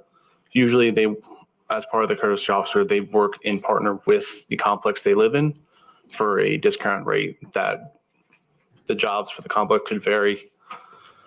The complex can ask them to close the pool in the summers, lock the gym, do area checks. It's specific to each apartment complex which the courtesy officer lives in. Do your officers, yourself, and other officers at Gwinnett County Police Department work closely with the courtesy officers when you guys respond to calls? Not in my personal dealings. However, some courtesy officers have called in complaints while away from their apartments. And did Mr. Bryant tell you what type of vehicle he had that his items were supposedly taken from? He pointed to a black four-door F-150 backed in right in front of his apartment. And was he able to tell you when those items were supposedly taken? He was only able to give me a time frame. He wasn't actually to say when specifically. It was his truck was entered. I'm sorry? He wasn't actually able to tell me a specific time. He just gave me a time frame of when he last saw the items in his truck. Did he report any damage to the vehicle as a broken window or broken door to get into the truck? No, ma'am, he did not. Did he say how someone supposedly got into his truck? He believed that he left his truck unlocked. And did he say where this happened at? He said that it was probably in his apartment complex. And we heard him say, me and my girl did something. Was he able to tell you where him and his girl were supposedly at? He did not. And what did he say was taken from the truck? He focused on the Glock 19 handgun that he keeps in the passenger side floorboard and a We the People holster. He wasn't sure if he had left his wallet in the truck or if he had just misplaced it. And the gun, did he say what happened to the holster? The holster was left in the truck. And based on your training and experience, your 5 years with Gwinnett County Police Department and carrying a firearm to yourself, is it usual that a gun is taken out of a holster when it's taken? In my experience dealing with entering auto calls, if someone reports something missing, usually that entire item is taken. People don't usually take time to take items out of what they're in. Say if someone reported a purse missing, they wouldn't just be a wallet taken out of, someone would just take the whole bag and go. So in your experience in dealing with entering autos for taken firearms, is the actual gun and the holster taken? Usually everything is taken in one piece, yes, ma'am. Did Mr. Bryant tell you about any lights or any other things on his firearm? He did mention a small weapon light on the front of the firearm. Was he able to get you a serial number for that gun? He still had the box that the gun came in and was able to cop the serial number off that box. Why is that important for you to get the serial number? The serial number is specific to each gun. If we have a serial number, we can list that specific gun stolen on the Georgia Crime Information Center network, so that if someone does come across that gun later, it can be traced back to its owner and later returned. We heard on your body cam video something mentioned called a blue label for buying the gun. What is that? Blue Label it's a program that Glock runs where they offer, I believe it's discounts to law enforcement for purchasing firearms. And did he tell you where that holster and gun supposedly were in the truck? He told me that he always keeps it in the passenger side of his truck. What about the wallet? Did he tell you where that wallet supposedly was? I asked him if he thinks he left the wallet in his truck. He said it might have, but he wasn't sure. Did he tell you what was supposedly in the wallet when it was taken? I asked him what was in the wallet. It was a couple credit cards, debit cards, his military ID, and his driver's license. Did he mention any cash? I asked him cash. He said maybe a couple of dollars, $10 at the most. Did in your call with Mr. Bryant, he make any statements about how he wanted you to handle or investigate the report? He stated that he just wanted the gun listed as stolen and that he didn't really want detectives looking into it. Based on your training and experience with Gwinnett County Police Department, what were your thoughts when you heard that? Is that normal? I found it a little odd that we had a serial number for specific property that could be returned to him, but he didn't want any follow-up done with this case. In checking serial numbers as a police officer and running for guns for if they're stolen or not, why is it important for you to keep track of guns? So when we come across guns on the street, we can run the serial number, see if they're stolen. If they do come back as stolen, they'll come back with a hit that shows where it was stolen, how long it had been stolen, and what agency reported stolen. Any follow-up done, we can go back and contact the agency and see what the circumstances were where that gun was taken. So if this case was, if you had forwarded it on to a detective for follow-up on a missing gun, what would the detective do? They might have checked local pawn shops. If someone had been found carrying that gun on the street, be it a day later or 10 years later, it still would have come up as stolen, been taken into property, and then follow-up would have been conducted from that point. So the detective would have actually helped be able to possibly locate if that gun was really stolen. Possibly, yes, ma'am. Did you in fact take that gun and put it on GCIC, that report? I did take that report, and I did call GCIC to list the gun as stolen. Is that normal procedure when you take a report like this? If we have a serial number, yes, ma'am. We heard on the video that we watched that Mr. Bryant was asking you for a case number and appeared to be kind of rushing you off. What were your opinions when you saw that? I didn't really have an opinion. I figured he worked for Doraville. He knew the procedures. He knew how we operated and how we ran investigations, took these reports. So I didn't feel like I needed to explain a lot to him. Okay. And he talked to you about wanting to actually get a job at Gwinnett County Police Department, correct? Correct.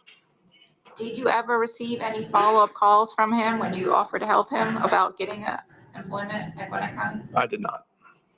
Did you ever receive any calls from Mr. Bryant saying he had found his gun later on? I had not. No. Did you ever receive any calls from Mr. Bryant saying he had found his wallet? No, I did not. Did you ever receive any calls saying he found his credit cards, his license, or the other items that were supposedly in the wallet? No, ma'am. I never received another call. And Detective Merkley, did you later learn if that gun was in fact located? I did later learn that gun was located. Where was that gun located? I was told the gun was found in proximity to where Susana Morales' body was found. Thank you so much. That's all the questions I have at this time. I don't have any questions. Thank you, sir. All right, may we release this witness? Yes. Thank you. Thank you, Your Honor. Excused.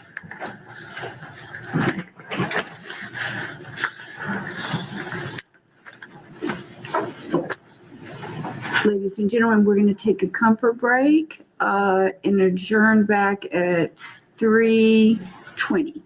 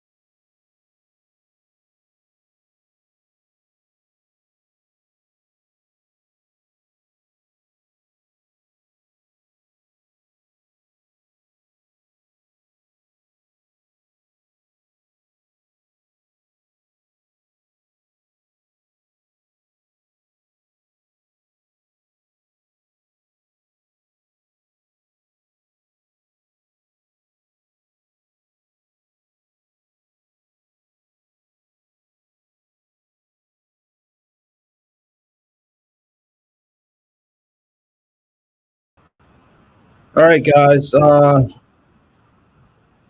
It is sort of interesting that there has been no cross examination of this particular witness. I'm sorry, we're getting feedback. We're getting feedback. I'm sorry, guys. We're getting feedback. Stand by.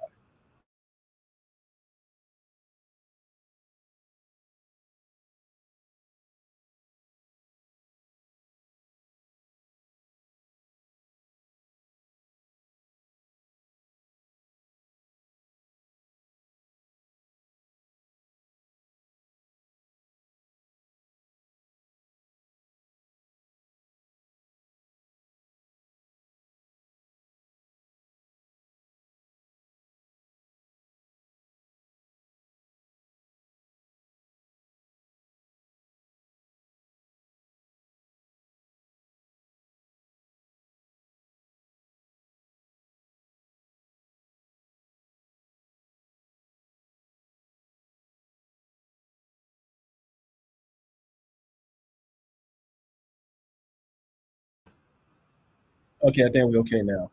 So the defense didn't cross-examine this witness. Um, what questions could she have asked under cross-examination that would create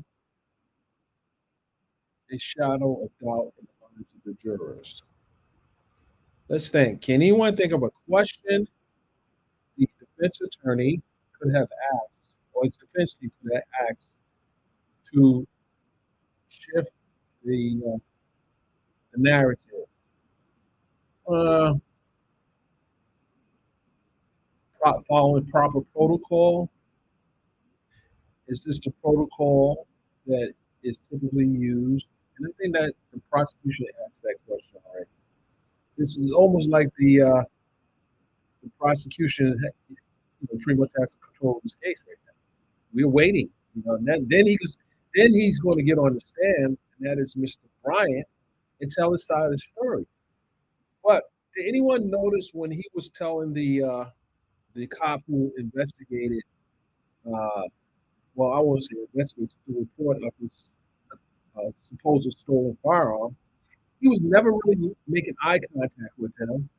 And it was almost like a matter of fact that I just left the gun in the car, and my holster, was there, but my gun was, just he didn't really come across as someone that would be more frantic that a firearm that could be used in the commission of a crime is in the hands of someone else.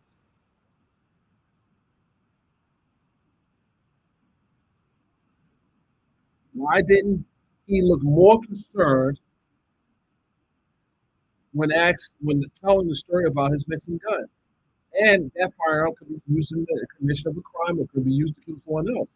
Of course, you would want a detective assigned to it. First thing you want to do is pull the video footage where the car was supposedly been parked at and see whether or not there's any evidence that it was actually a crime. So I don't know. This is going to be interesting. Um, when he takes the witness, see, here's the other part. When he takes the witness stand, and I don't know because they may change the turn around and decide they don't want to take the witness stand. I've seen that happen too. I've seen that happen in the case involving Marshall Bishop on Nature. He came in like he's ready to go all the way with this, but then when it's time to get on the stand and testify, that didn't happen. So they're going to be able to ask some questions about similar trans- transactions, or for example, why were you sending photos of individuals that you had stopped to your phone? You can't get past that. You won't be able to get past that. And the prosecution's going to have a field day with them. And the defense, what's the defense going to do? They allowed the client to get on the stand and to tell his story. I bet you they were trying to convince this guy to take a plea deal. They were trying to convince this guy to take a plea deal. That didn't work out. That didn't work out. In my estimation, I don't think that worked out. if he takes a stand. No, well, they said he's going to take the stand and tell the story.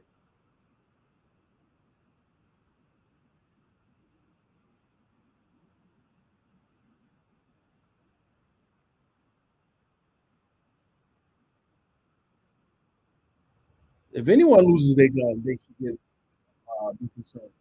This is a cop, and he's not upset that someone just walked in his car and left the door open. He's the courtesy officer, and he didn't take no precaution.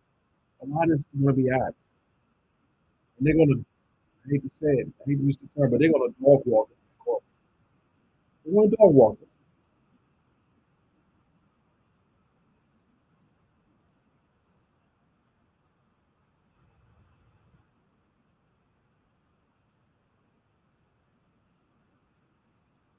And did anyone else hear him say that he has a bunch of guns? Did anyone hear him say that in the during that body cam footage that he has a bunch of guns? I think I heard him say that in the body cam footage. He had a bunch of guns. And also think about what you reported the gun lost. The time.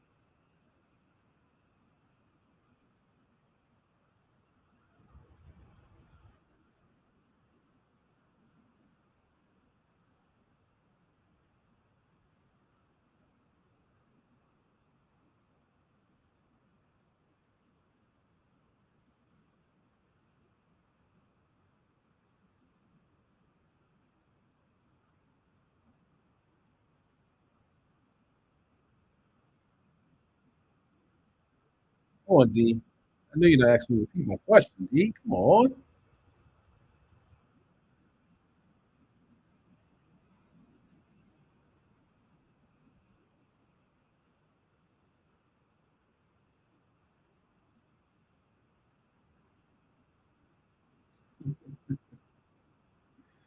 It's okay, D. You know I give you a hard time.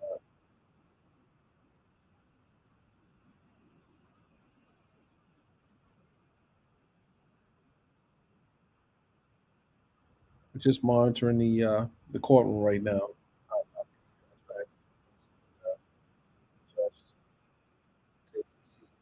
She's very, very strict on the camera rule, which she's done on the bench. And she's right. That's the standard for the Rule 22 policy. Once the judge leaves the bench, the cameras go off.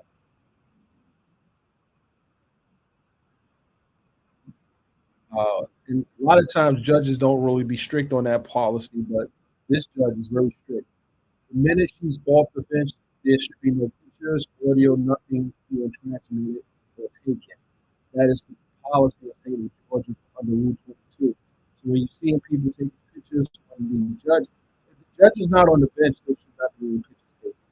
Now, if you're trying to, for example, as a photographer, you're trying to teach white balance, you're trying to, make sure your colorations are right with your photos and your ISO and your f-stops are right. You can take some test photos, but typically you're not supposed to operate in equipment under Rule 22 when the judge is not on the bench. So she's correct when she tells the pool camera when she leaves not to record. And how many times have you heard a hot mic broadcasted in the trial? Am I a little muffled? The sound is not crisp. Well, I don't have the luxury of having a special mic here right now. I'm in a separate room.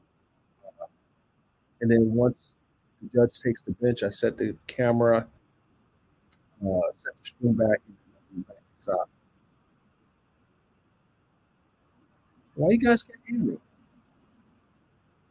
Oh,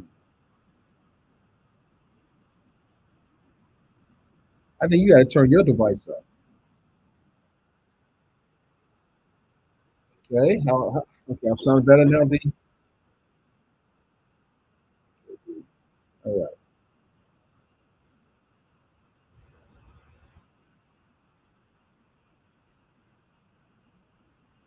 As I listen to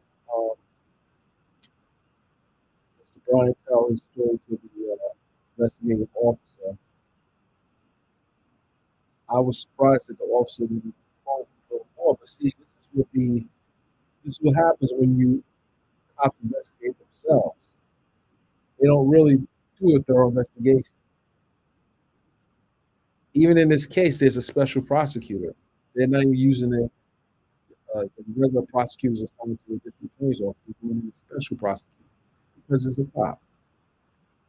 And he's expected to go and ask for the max. Is anyone less convinced that Mr. Bryant is closer to guilt than innocence? Have you heard anything that you feel that would suggest that he didn't do it, or it's not what the way the prosecutors has charged him?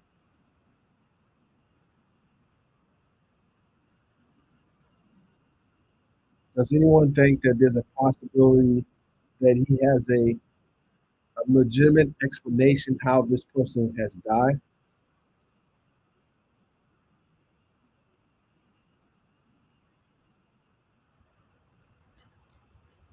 I saw your question, D, and I would say that that is a good question. Did he report this stuff stolen? If he's trying to cover up a murder, I would think that he would report these things stolen. I mean, what's more important, replacing your ID and credentials or being the subject of a murder case? I'm, you know, but you can't make sense of this guy. The guy loses his, and the reason why I think it's gun, he couldn't find his gun because it was late night, it was in the dark, and he didn't want to go back to the crime scene because he don't know who else would have been at the crime scene. Well, you can use Apple Pay with your phone, so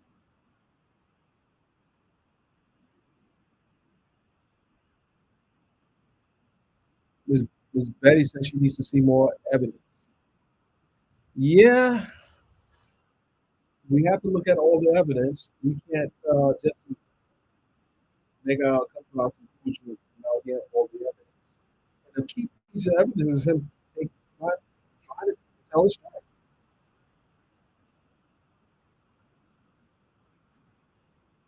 Working Pops, I'm inclined to agree with you. However, still need to see the evidence. What I also saw was all the friends that have came in to testify, they have all been consistent in their statements. Even Mr. Jasmine, who was kind of spearheading the search party for Susana, she was pretty adamant. And I met Jasmine early on. I got a call to come to a press conference, and I was able to meet the brother, the mother. Well, the mother wasn't in town, but the brother, the sister, and the family members.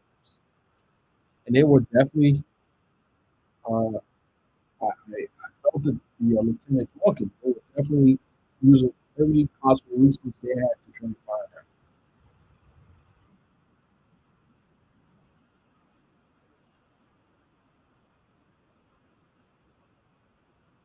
Funky Pop said, I think he's guilty AF. I'm just concerned if the evidence is strong enough. I think the evidence is pretty strong right now. Let's see if they can shift the burden.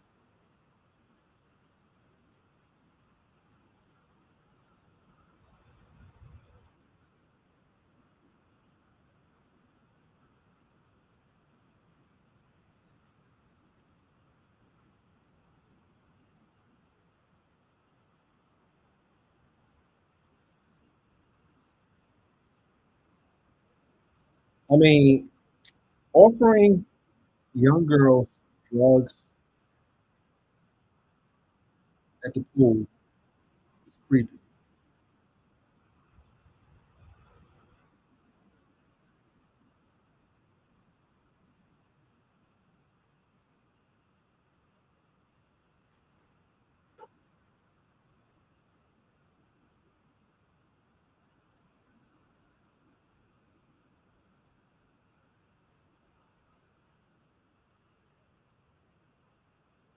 So there's going to be this is a quick trial because this is going to be a quick trial. I mean, the defense hasn't cross-examined many of the witnesses.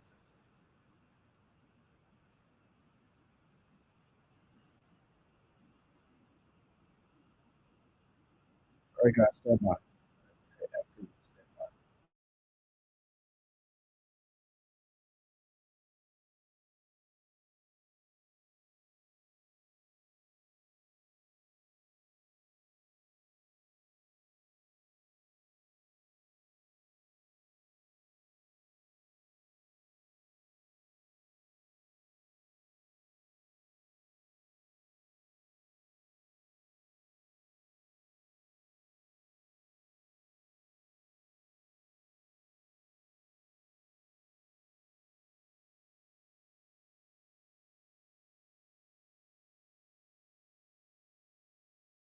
To give in this case is the truth, the whole truth, and nothing but the truth. Nice work. Thank you. Please be seated.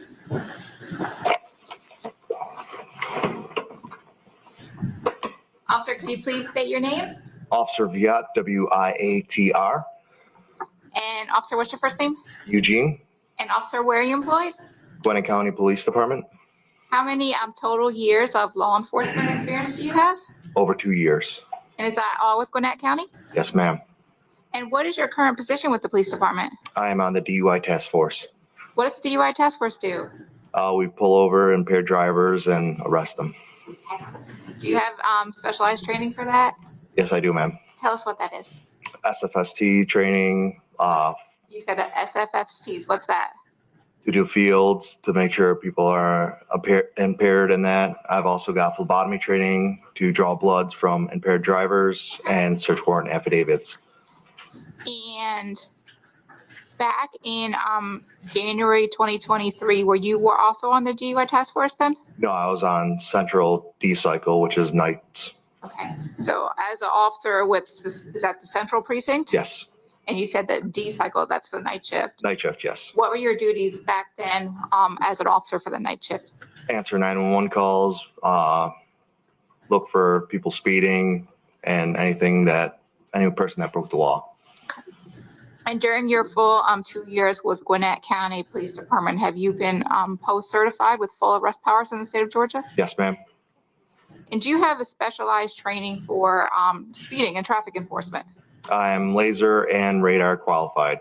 You say laser and radar. What does that mean? Let's first talk about laser. What is Laser, it's to measure speed detection at a point-specific vehicle coming at me while I'm stationary. that? Okay. And what about radar? What is that? Radar, I can do either moving or stationary, and that is a group of cars, which I determine which one's doing the fastest speed. And is there a certain, back in 2023 of January, is there a certain area that you were doing speed or traffic enforcement in? I was doing speed on 316 right past Boggs Road, eastbound. Tell us when you get a traffic stop and you pull someone over for speeding, what is the regular procedure you take? I walk up to the vehicle, or I call out my location with dispatch. I tell them what vehicle I'm out with, and I do a driver's side or a passenger side approach, talk with the occupant, and determine on if they're getting a citation, if they're on the influence, and go from there. Okay. And when you're doing traffic enforcement, are you in a marked patrol car? I am in a marked patrol car. And do you drive by yourself? Yes, ma'am. Do you guys have sometimes call out for a backup or assistance when you do traffic stops? Yes, I do. Why is that? If they're under the influence, or if they're wanted, or anything pertaining to more people in the vehicle than I can handle at the time. Okay. And back on January 12th of 2023, were you working for that central precinct with Gwinnett County doing traffic enforcement? Yes, ma'am. And you said you were doing the night shift. What were your hours then? 5:30 p.m. to 5:30 a.m. And did you have an opportunity to stop a vehicle on that day? Yes, I did. When you were doing traffic enforcement, did you have on a body worn camera? Yes, I did. And tell us about, does your body camera on for every traffic stop you do? Yes, ma'am. How does your body camera get activated on a traffic stop? I activate it by pressing the button twice to activate it. Do you activate it while you're still in your car or once you actually get out of the car? As soon as I put out radio traffic that I'm pulling a vehicle over, I activate my body camera. And on that day of January 12th of 2023, were you wearing a body worn camera? Yes, ma'am. Have you had an opportunity to rewatch your body camera video from that day? Yes, ma'am.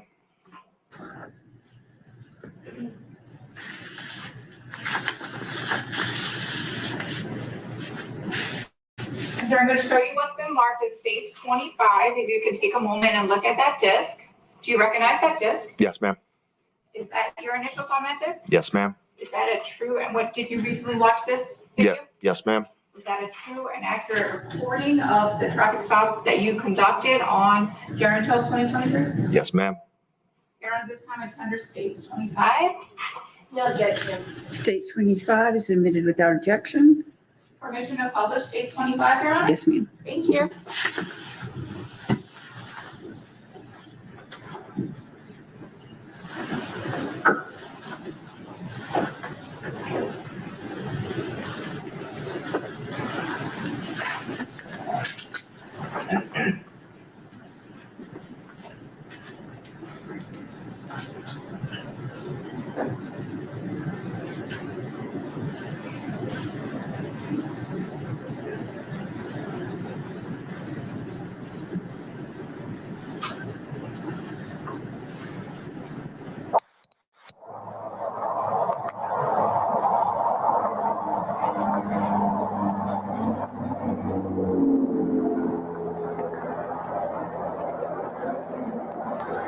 Hey, how you doing? I'm Officer Biel with Gwinnett County Police. Any reason why you're doing 82 and 55? Sorry, brother. I work shift tonight. I'm late for drill. Alright, got your ID? I work tonight. I work for Louisville Police Department. I'm sorry, man. I work until 10 o'clock tonight for shift. Got your police ID?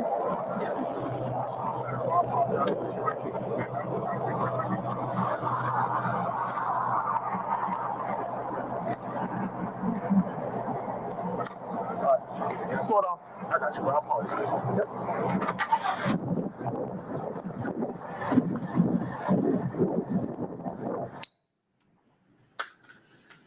And Officer Fiat, was that you in that traffic stop that we just saw? Yes, ma'am. Who was it that you pulled over? The defendant? Is that Miles Bryant? Yes, ma'am. And do you remember what kind of vehicle he was driving He in? was driving a F-150 crew cab, appeared to be. And you said that was on 316? 316 eastbound at Sugarloaf Parkway. Okay. And do you recall about what time of day that was? It was approximately 3:46 a.m. And we saw you ask for some identification. What did he hand you? He handed me a Georgia driver's license. And what else did he give you? He also gave me his police ID. And a police ID, do all officers have that? Yes, ma'am. Did you ask for the police ID? He said he worked for a police department, and I asked to see it. He provided it to me. And how fast was he going? He was doing 82 in a 55-mile-per-hour zone.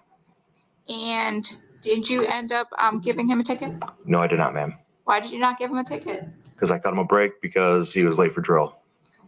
You said he was late for drill? Yes. Did he tell you where he was going for drill? No, he did not. What direction was he traveling on 316? Eastbound.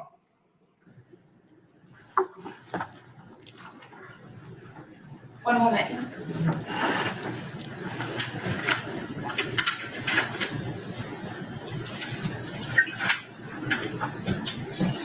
When you got the identification for Mr. Bryant, did you see him produce a wallet? What appeared to be a wallet, yes. And is that where he took out his driver's license and police ID? Yes, ma'am. Thank you. Any questions? No questions. Thank you, officer. All right, may we release this witness? Yes, Okay. Officer, you're excused. Maybe.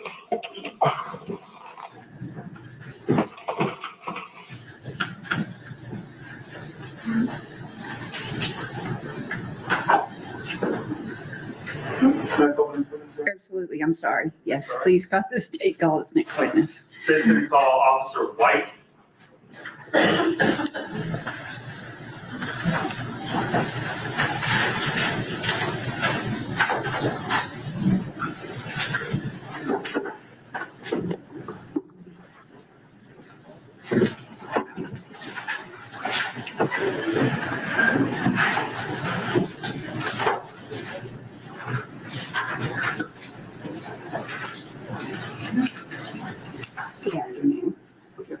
podium and remain standing. Raise your right hand. Do you swear or affirm the testimony you're about to give is the truth, the whole truth, and nothing but the truth? That's why. Thank you. Please be seated, sir. Yes. Good afternoon, sir. How are you? I'm good. How are you? Good. Could you do me a favor, please, and introduce yourself to the jury? Tell us your name. I am Officer White. All right. And Officer White, what is your first name? Edward. All right. And Officer White, who do you currently work for? Gwinnett County Police Department. How long have you been employed with the police department? Going on 6 years this year. Prior to working with the police department, do you have any other law enforcement experience? Gwinnett County Corrections for about 2.5 years. And any other thing besides that? Military police for the National Guard. Okay, so was that, as a military police officer for the National Guard, are you still doing that? Yes. And was how long have you been a member of the National Guard? 11 years this year. The entire time, have you been a military police officer? Yes. So kind of running side by side, military police for the National Guard and police officer of Gwinnett County as well? Yes. Okay. Are you a post-certified law enforcement officer with powers of arrest? Yes, I am. All right. Now, how does that work in the military? It's not like a post-certification. How do you become a military police officer?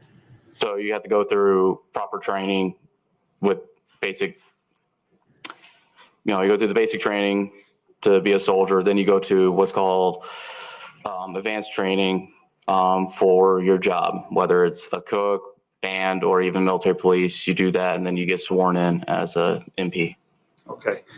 So that training in order to be a military police officer is in addition to the basic training that any service member might go through to be a part of the military? Yes. Okay.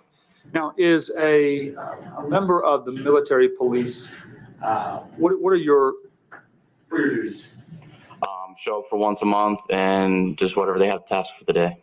All right. So now that's because you're the National Guard, right? You have to drill 1 weekend a month? Yes. All right. And then I guess, is it still that you have to drill for like 2 weeks in the summertime or 2 weeks a year? It varies. It could be 2 to 3 weeks. It's called annual training. I just finished mine for the year. It was 3 weeks and I was in Poland. So it varies year to year. In Poland? Yes. Okay. Now, I understand that, you end up showing up on a weekend and they have various tasks to do, but what is generally the role of a military police officer?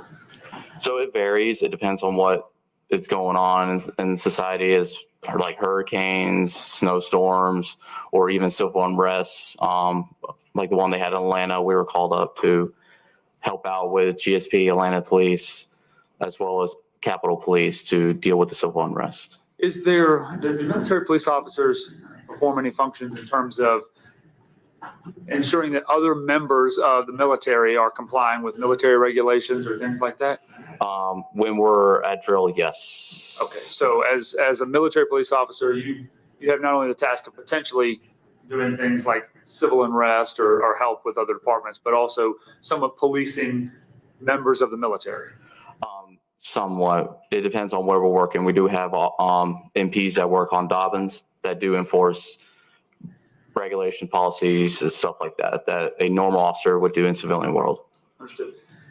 In order to, and I'm gonna generalize it here, in order to be a member of the National Guard and specifically a military police officer in the military, do you undergo any kind of training in life-saving treatment of others?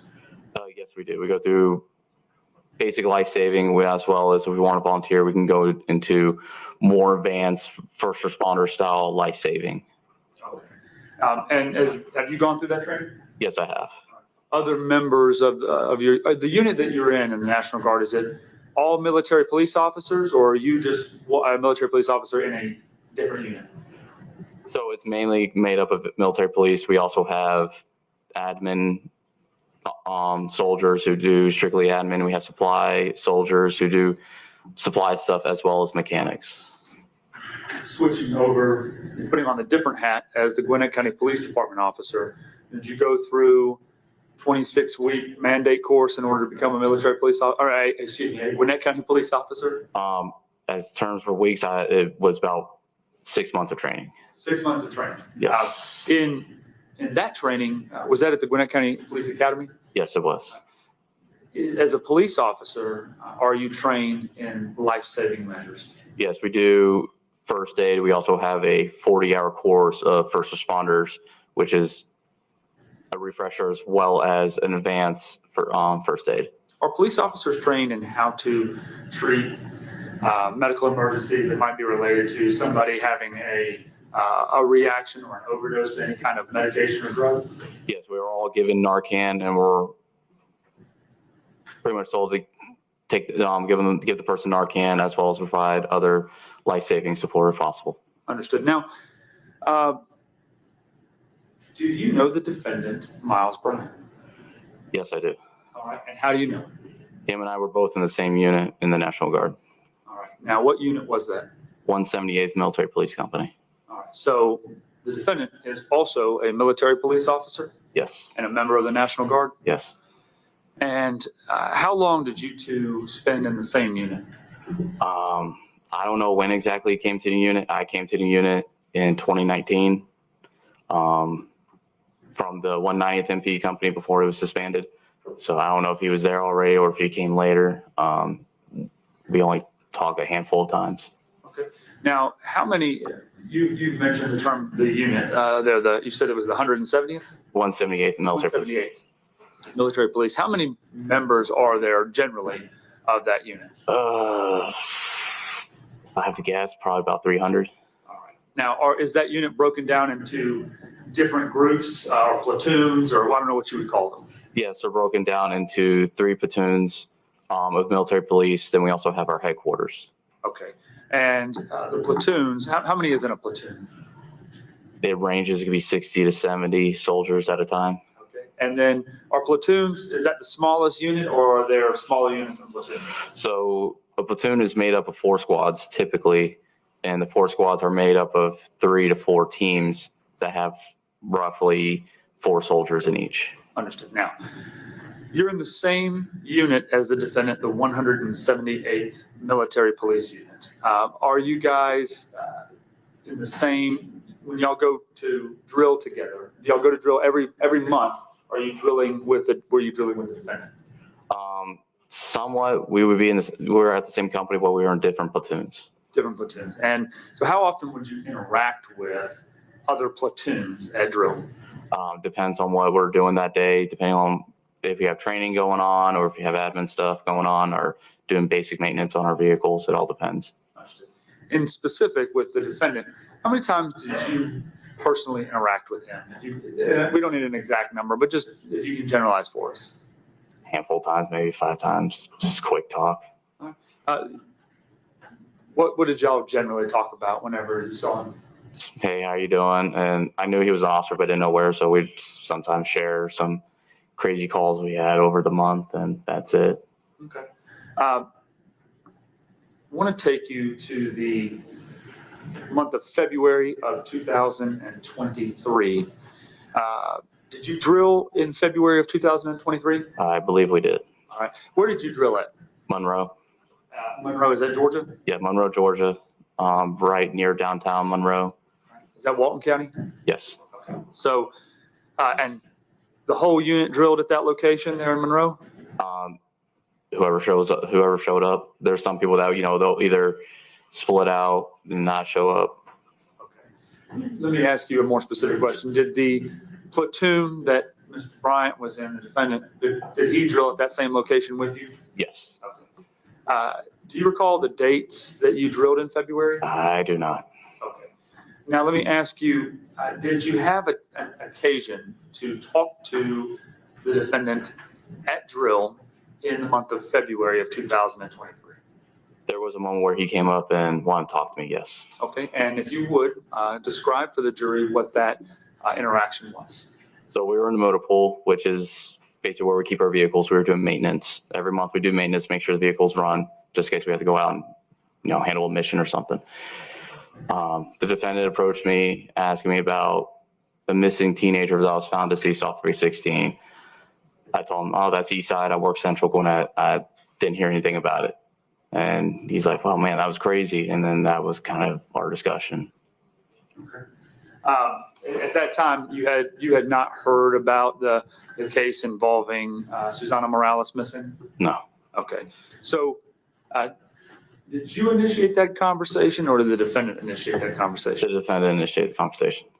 And had you said anything to him at that point about any cases in Gwinnett involving missing teenagers or anything like that? No.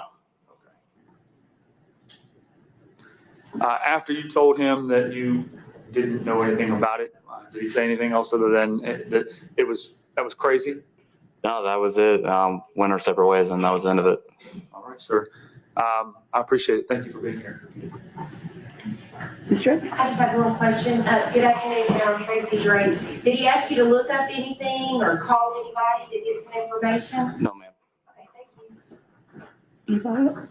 That's all I have. All right, may we release this witness? Yes, sir. Yes, ma'am. Thank you, officer. Thank you, God.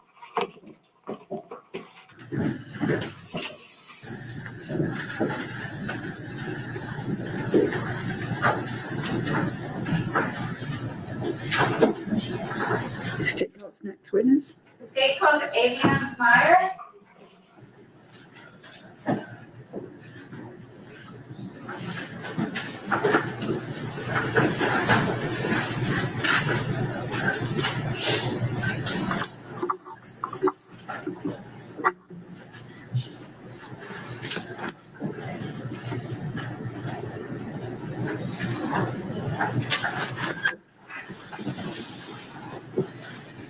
Is Avion, may I go right to that witness?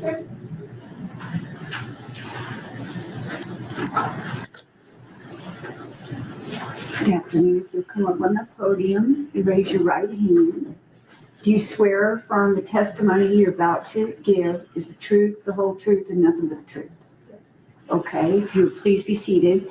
Ma'am, have you ever testified in court before? Okay, this is my court reporter sitting right down here. She's taken everything down. We have to have a record that's required by law. And so she has to hear what you say. She can't see you nod. And she can't take down uh-huhs or uh-uhs. So we may say, is that a yes or is that a no?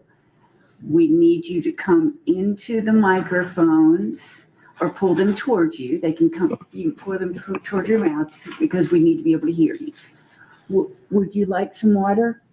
You sure? No, thank you. Okay, if you decide you'd like some water, we'll get you some water, okay? All right, Ms. Avion, can you tell us your full name? Aviana T. Smyer, And can you spell that? ABYONNEATICESMYRE. And Ms. Meyer, I'm probably gonna need you to either pull closer to the microphones or talk a little louder, okay? And you can pull both of them, and sometimes that makes it best. You can pull it towards you. You sit between them. Thank you. And Ms. Meyer, how old are you? 20. Sorry. And what city do you currently live in? Dallas, Dallas, Georgia. Georgia? Okay. What city did you grow up in? Augusta, Georgia. And did you graduate from high school? Yes. Which high school did you go to? East Paulding and Berkmar High School. So you said first East Paulding? First Berkmar High School, then East Paulding High School. What grades did you go to at Brookmar? 9th. And then East Paulding? 10th through 12th. Okay. And what are you doing now? I'm in nursing school and I work 2 jobs. Okay, you're in nursing school. What school do you go to for nursing? West Georgia, What year are you in your nursing program? upcoming senior. Congratulations. Thank you. Did you start your senior year yet? Yes, technically. Okay.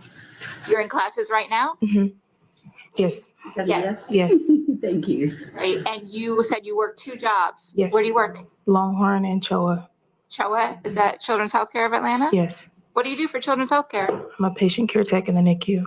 Okay, awesome. So what do you do with that job? A lot of errands for nurses, making sure they have everything they need for their babies. Okay, that's excellent. How long have you been working at Children's Healthcare? March of this year. Which actual hospital are you at? Got us right. And do you know Mr. Miles Bryant? Yes. When did you first meet him? 8th or 9th grade. Okay.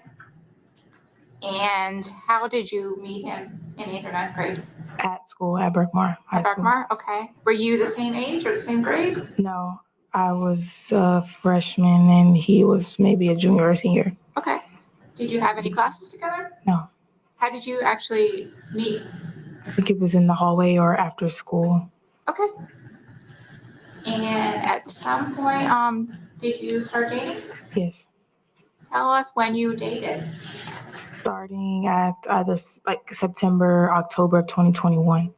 In September of 2021, were you still at Berkmar? No, Where were you then? I was in college. I was a freshman at West Georgia. Okay. So when you were in Berkmar with him, what was your relationship with him then? Just good friends. Okay. How did you go from friends to dating? We talked throughout the years when I moved away from Berkmar, and we got back close after not talking for a while. We just started texting and talking more. Do you know who reached out to who first? Me. And you said in September 2021? Right. And you were in college. What college were you in then? West Georgia. West Georgia. Mhm. And what year were you in school? A freshman. And at that point, when you started talking, you were in West Georgia. Where's West Georgia located? Carrollton, Georgia. Were you living over in Carrollton? On campus. Okay. And do you know where Mr. Bryant was? Yes. I believe at the time he was still living at home with his mom. And do you know what city that was in? Gwinnett County, Gwinnett, Norcross, Georgia. Okay. So you're in Carrollton, he's in Norcross, and you started dating. Yes. How long did you date?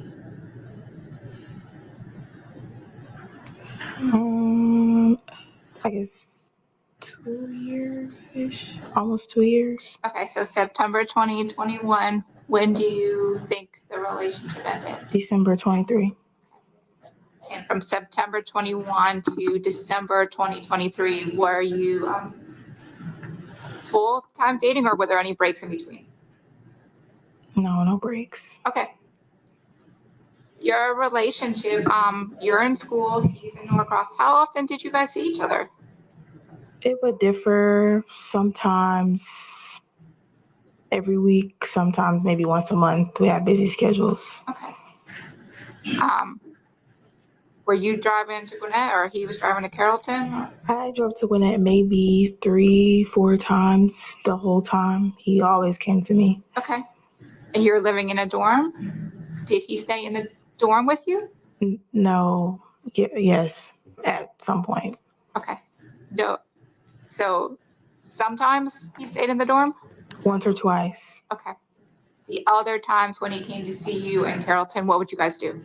We would go get food, maybe go see a movie or hang out somewhere. We went to a rage room before, stuff like that. Okay. When you came to Gwinnett, what kind of stuff did you guys do? The one time I remember we went, I don't remember what it was called, but it was some type of place that had a lot of games and things like that. And we went to the mall. Okay. During your relationship from September of 2021 to December of 2023, were you dating anyone else besides Mr. Bryant? No. Did you consider your relationship exclusive at that point? Yes. Do you know if he was dating anyone else? I do now. What does that mean? I had suspicions when we were together, but none confirmed until towards the end, and then very much confirmed once all of this stuff came out.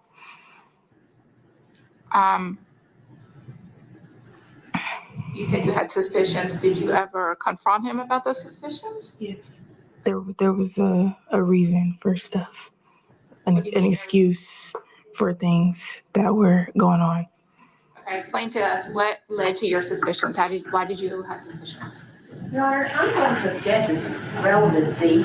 If he cheated on her, he cheated on her, or if she thought he cheated, I don't understand the relevance to this case. Your Honor, it's relevant for the statements that the defendant will make in his interview. I'm sorry, I didn't. Statements that Detective Carter will testify to in the defendant's name.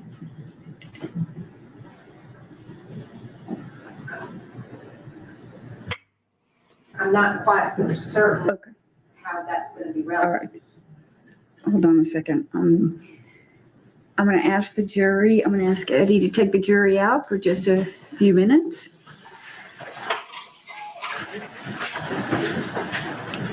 And I want to ask Detective Perkins to take the witness out. And we'll be right back with you, ma'am. Thank you, Detective Perkins. Investigator. Did I say that wrong?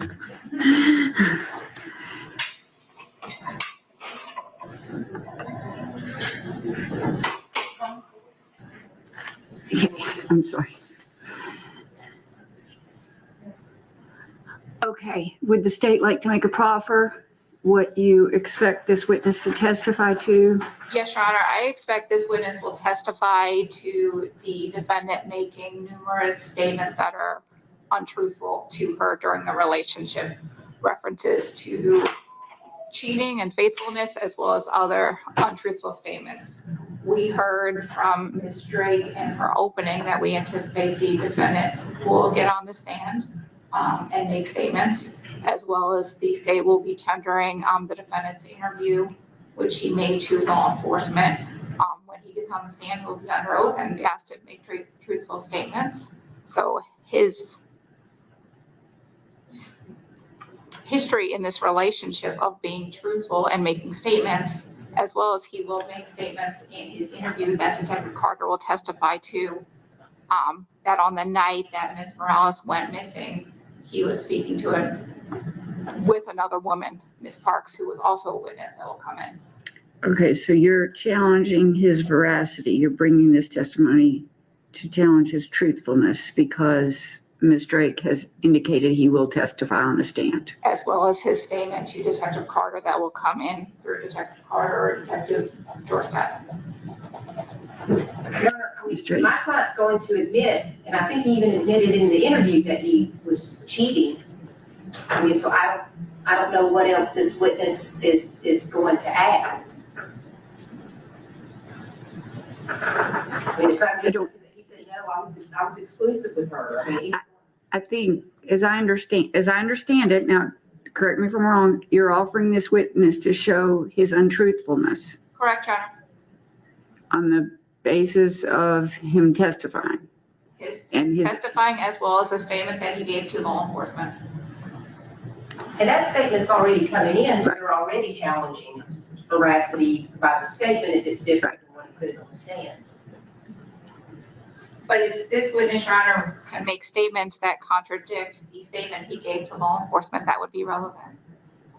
Okay. What statement do you anticipate she's going to make that contradict his interview, which I've watched in its entirety? In his interview, he will make statements in reference to his other girlfriend, Ms. Parks, and him fighting on the evening that Ms. Morales went missing, that he was following her around. This witness can testify to her knowledge on statements that the defendant gave her on his whereabouts and what he was doing and who he was talking to on the night that Ms. Morales went missing.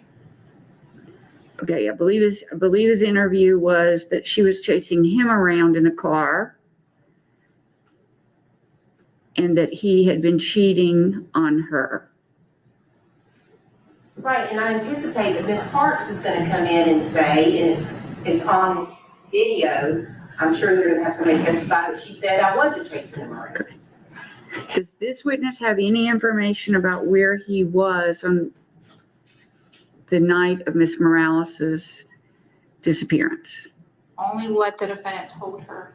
But of that specific date? Yes, Your Honor. Okay, because he gave a chronology of what he was doing that date Yes, in his Your Honor. interview. And I'm sorry, can you repeat that? Because your last statement threw me off. That he told her what he was doing on July 27th, 2022. July 26th and the 27th on 2022. As I understand it, help me make it, I've watched the interview, the whole 3.5 hours. Mr. Bryant gives a detailed description of where he was the night the night Susana Morales went missing. Right, That his girlfriend, Miss Parks, was chasing him around correct, in a car correct, because he was caught cheating on her. correct. Not with this. Not with this young lady. And the state's proffer is that the defendant has said where he was on July 26, 2022, that is different than he said in his interview. Yes, in July 26th into the early morning hours of the 27th, Okay. This witness will make statements as to the defendant telling her where he was and what he was doing in that time frame, Your Honor. Okay. I have not gotten a copy of any statements, so if I could have a few minutes to speak with her. If she wants to speak to you. Right. And, I don't, may I speak? I don't want to speak. You can't double team. Or maybe If you could give me one moment. Okay. I just want to clarify.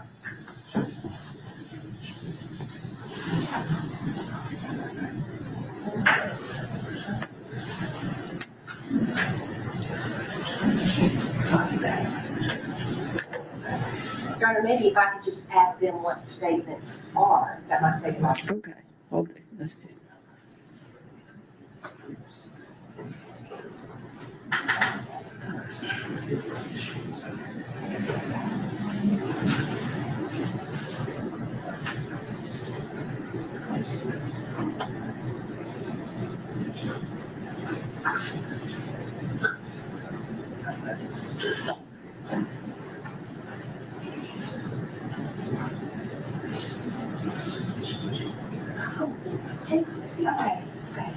Okay, we're going to something else. Okay, Your Honor, kind of a different issue.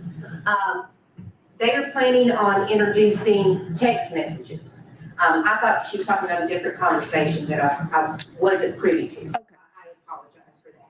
It's going to be State's Exhibits 41.4 through 6. I believe these are text messages from. Mr. The ones I was referencing was 41. Okay, those I have no. 41 through 41.3, which are text messages from the night Miss Morales went missing. Right, those I have no objection to. That is one issue. The other issue that I believe she's objecting to is this witness testifying to the nature of her relationship with the defendant, and the defendant, what she was about to testify to, continuing to give excuses, change his story, and be untruthful to her in their relationship. And Ms. Drake has stated in opening that the defendant will get on the stand and then ask this jury to Believe him. And here's a witness who's going to talk about the nature of 2 years, what she experienced with him. They're introducing the video. They're going to have Ms. Parks. I think it's safe to say at this point he lied to both women. I'm just arguing on relevance at this point. I think the state is saying it's relevant because of his veracity. tell me everything you want to tell me, and I'll take a break and check some. Are you also objecting to the 41.4 and 41.5? No. Okay. You're okay with the judge looking at these? These last two. Remember, if we may approach just briefly the hand using exhibits. Okay. The last 3 exhibits that they were going to tender, I'm just objecting as to relevance and the date. Okay. And that's it. Okay. I'm going to take a 10-minute break and consult with Ms. Krepisman. Did you explain any of those other documents that you actually had? No, because we didn't even get to. Your Honor, those are 2 other exhibits that I plan to tender through this witness. They are text messages between the defendant and this witness. They are in, I don't have the number, but the full, 41.4 and 41.5 is what I have in my hand by consent. a larger exhibit, a phone number that will come in through another witness, but this witness will lay a foundation that this was text messages between her and the defendant. And Your Honor, also on there, once the court reads, you will understand. Okay. Our contention would be that should have been, that those particular, not these others, but those should have been filed as a 404, as an alleged possible previous bad act. Okay.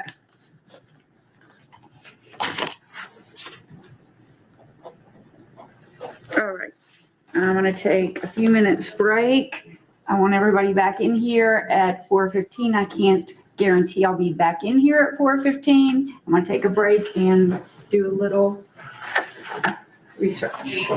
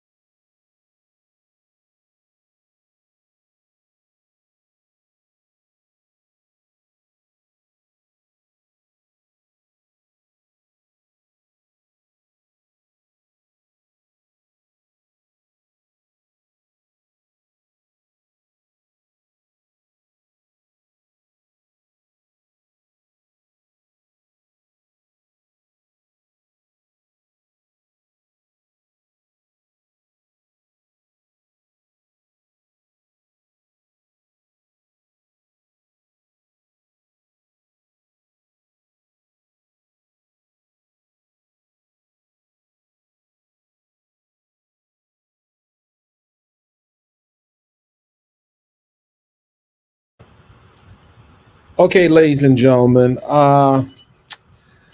So what do we have here? We have the prosecution. Okay, ladies and gentlemen. Feedback, stand by.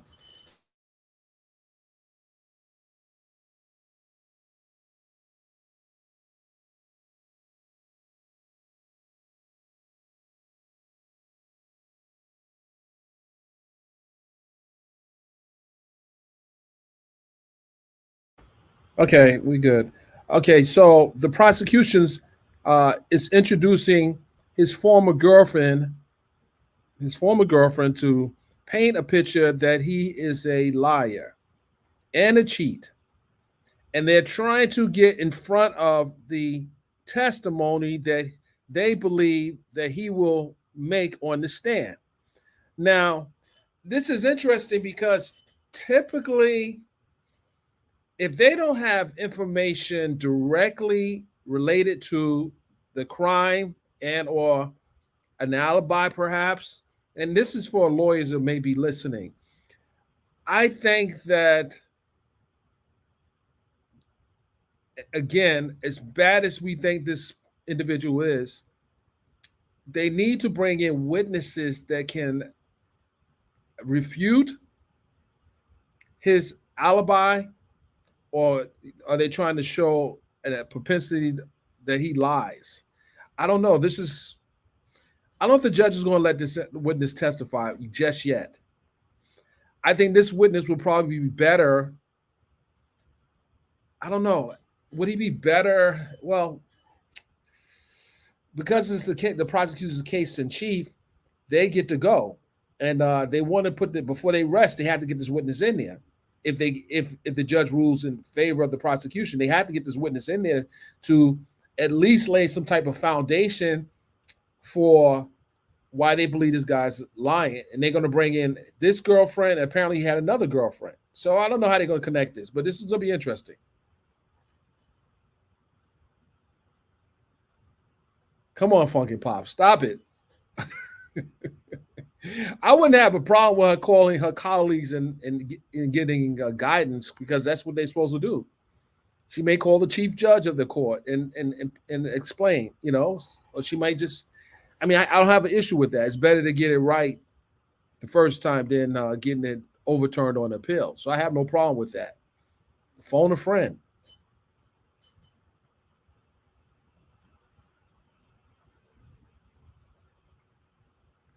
Right. Rules of evidence is important, and this is something that trial attorneys study very hard. If you know you're going to law school and you want to be a trial attorney, which is different than someone that is negotiating contracts or someone that's negotiating deals. A trial attorney is, in my opinion, one of the hardest areas of law one can practice, in criminal and or civil. But you have to know evidentiary rules. You have to know what is admissible in this particular state, and you have to know what is not.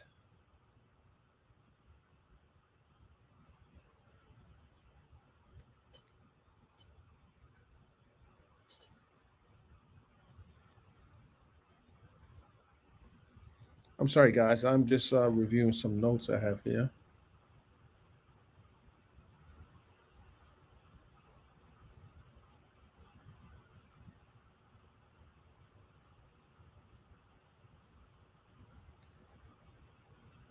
Also, this is the prosecution's case in chief, and when they rest, the defense will go. I'm guessing the defense will go tomorrow. I'm guessing the defense will go tomorrow because there's no cross-examination. They estimated 2 weeks, but if they keep up the pace, and that means the defense as well as the prosecution, and the defense is not cross-examining witnesses, this is going to go pretty fast. But this judge also is running a very tight calendar, a tight schedule. So she's not going to let him waste too much time. This case will probably go to the jurors on Wednesday. I'm guessing Wednesday of next week.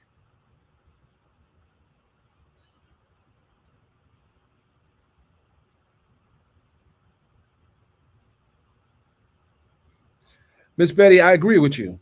I was wondering how did this witness even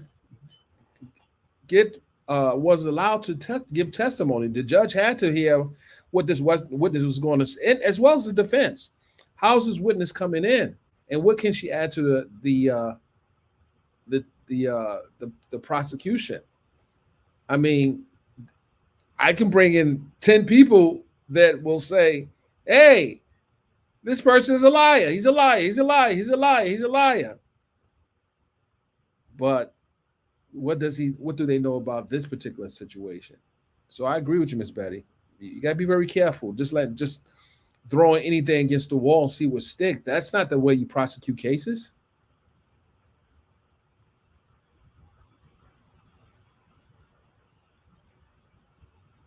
Miss D, the defense doesn't have to put on the case, but they have already signaled to the jurors that they will be putting on their defense.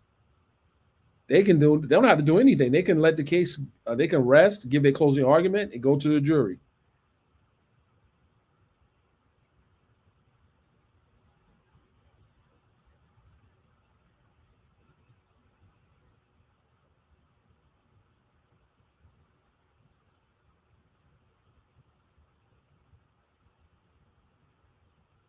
2 minutes before we go back in. 2 minutes. 2 minutes, ladies and gentlemen. 2 minutes. Oh, he's taking a stand. He's taking the stand, D.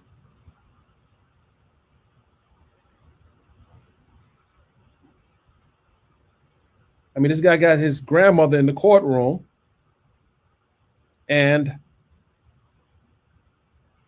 I can't say he's doing this for show, but he has his grandmother in the courtroom, and she's watching. And she's probably saying, how did my grandson, the grandson that was in the National Guards, the grandson that was a cop, end up in a situation like this? Now he's not taking a stand right now. He's not taking a stand yet. The prosecution has to rest the case.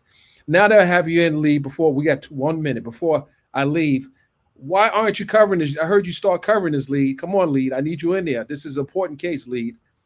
It's an important case. I need you in there. I need you in there. All hands on deck. I saw you did some coverage on it yesterday. It doesn't have all the salaciousness that one of these high-profile cases do, but I need you in there. I need you in there, lead.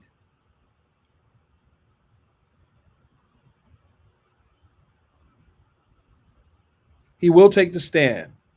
He will take the stand. Lee, you got views. Stop it, man. You got views.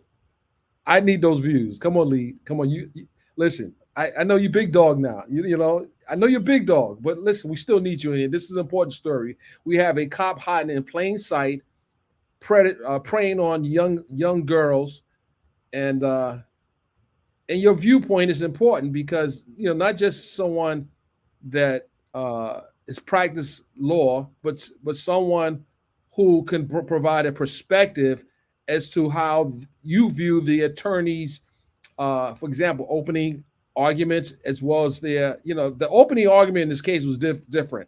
I didn't get a chance to hear what your viewpoint was on the opening, but I think that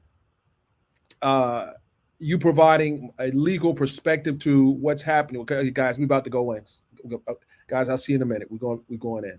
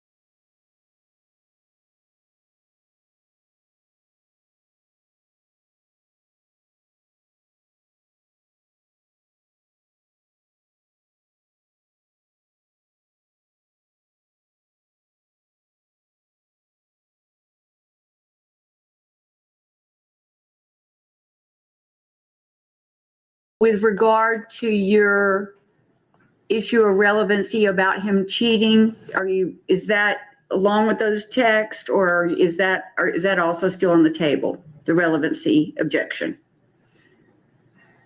Because we had a lot of, and I just want to make sure I rule on each. At this point, after talking some more, and I do understand the purpose for what they're being entered, I will withdraw that objection. She can talk about the cheating or whatever. I guess my main objection at this point is going to be those last 3 text messages that we brought up to this. Right. Or 3 exhibits, rather. Last 2. It's only 2. 2. The last one we're not using. Oh, okay, just those 2. Wait a minute. Okay. So the 41.4 and the 41.5. Yes. Okay. I find that there's no purpose that's been offered by the state that this would be a 404B. And I'm going to, at this time, exclude the state from entering exhibits 41.4 and 41.5. Let me give them back to you, Ms. Matucci, so that I don't accidentally take them off the bench. Thank you. Okay, and DA investigator, would you get Investigator Perkins and the witness? Thank you. And we can bring the jury back in, correct? Ms. Matucci? Jury? Ms. Drake? Yes, ma'am. Okay, bring the jury back in. No.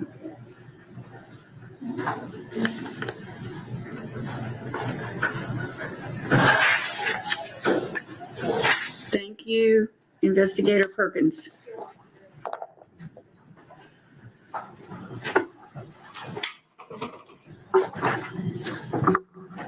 Are you sure you don't want some water? Yes, I'm sure. Okay.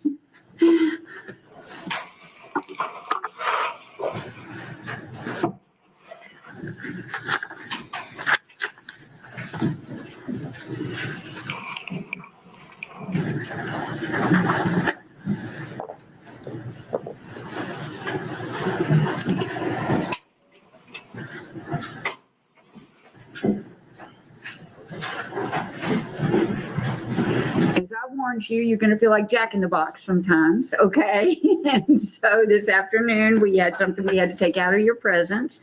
Appreciate your patience, and we're ready to go forward with this witness. And ma'am, you're still under oath. All right, go ahead, Ms. Matucci. Ms. Fair, before we took a break, we were talking about the relationship you had with Mr. Bryant. And you said at some point you learned that he was not faithful. Tell us why you came to that conclusion. I got a message from another girl. Okay. Asking how I knew him as her boyfriend. Okay. Did you also, during your relationship with Mr. Bryant, you said that you would see him sometimes once a week and sometimes once a month. Is that correct? Yes. How often did you communicate? Every day. How did you communicate? What platforms? Mostly FaceTime. Okay. And then messaging. FaceTime and messaging, like text messages? Yes. Okay. Did you also, are you friends on any social media platforms with him? Yes. Okay. Which platforms did you? Instagram, Snapchat. Okay. But mostly texting and FaceTime? Yes.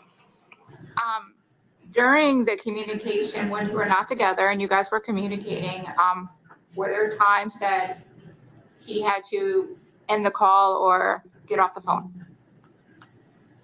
No. When we were not together. So when you were together in a relationship, but not Yes. physically in the same location? Oh, yes, yes. Okay. So you mentioned something about excuses. Yes. Tell us what you meant by excuses. There were a lot of excuses.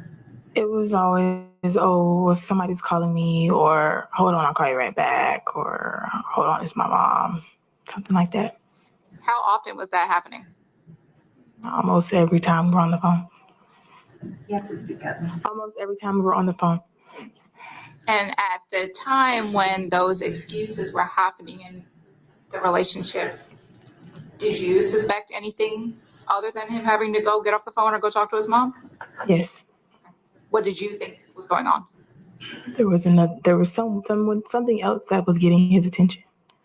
Did you confront Mr. Bryant about something else getting his attention? Yes.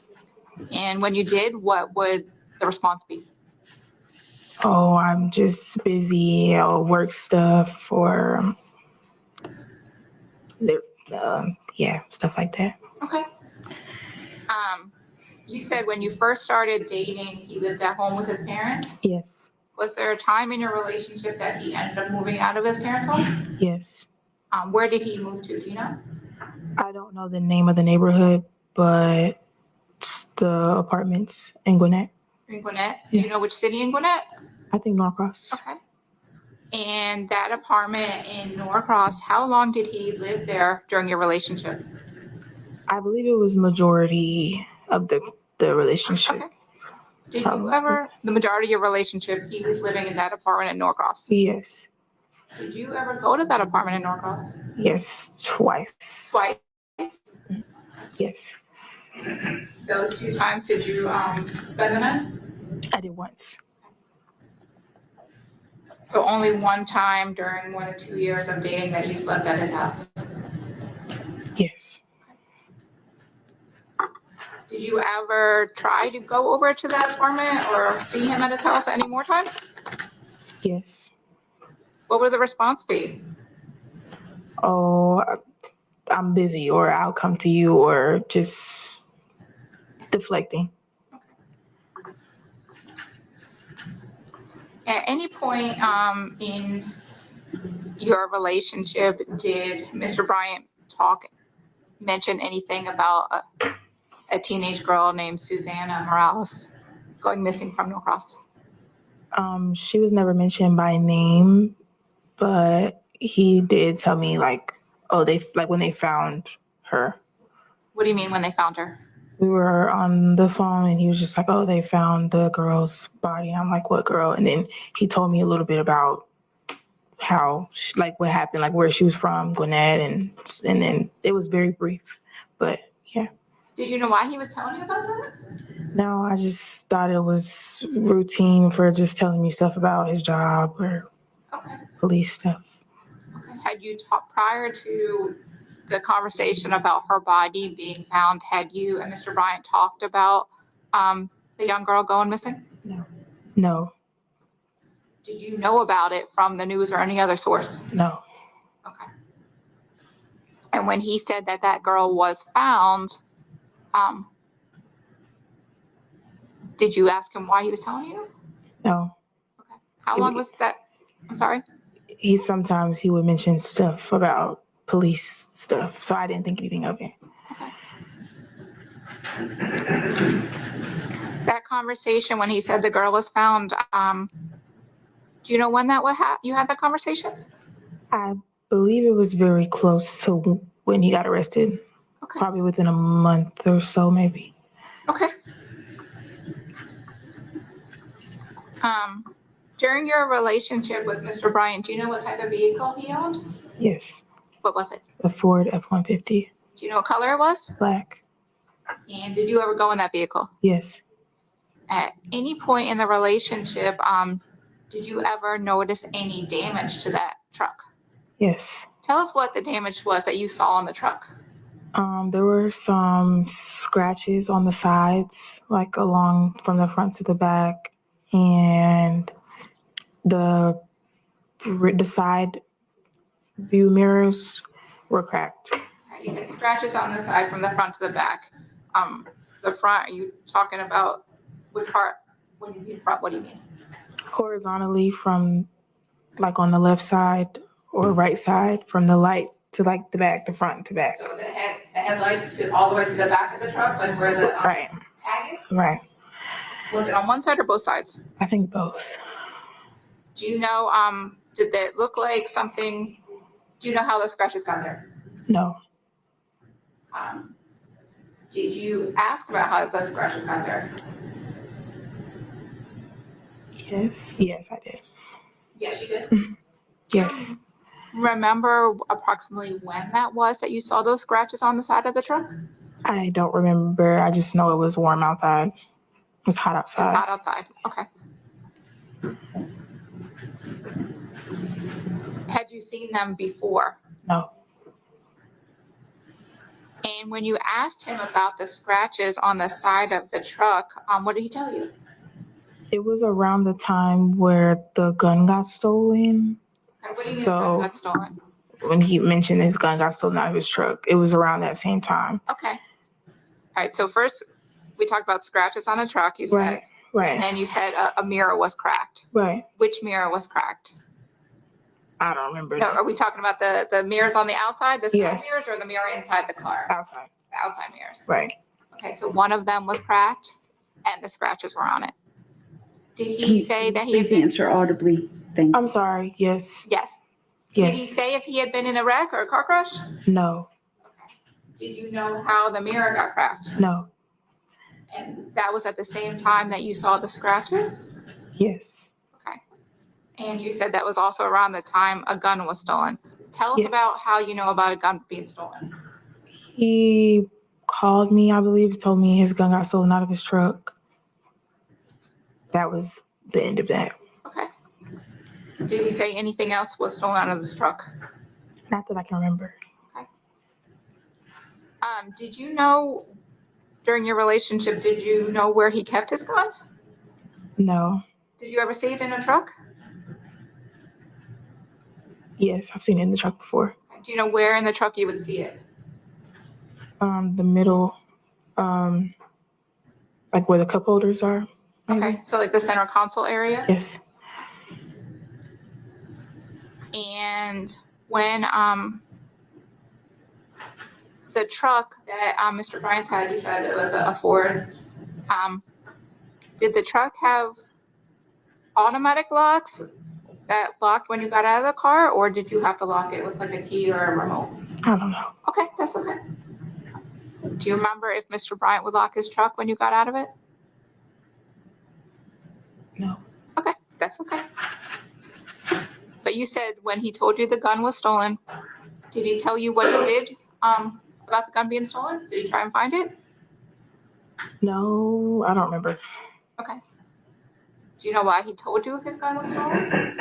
I think just telling me what was going on at the time. Okay. And you said the gun being stolen was the same time you saw the scratches and the cracked mirror.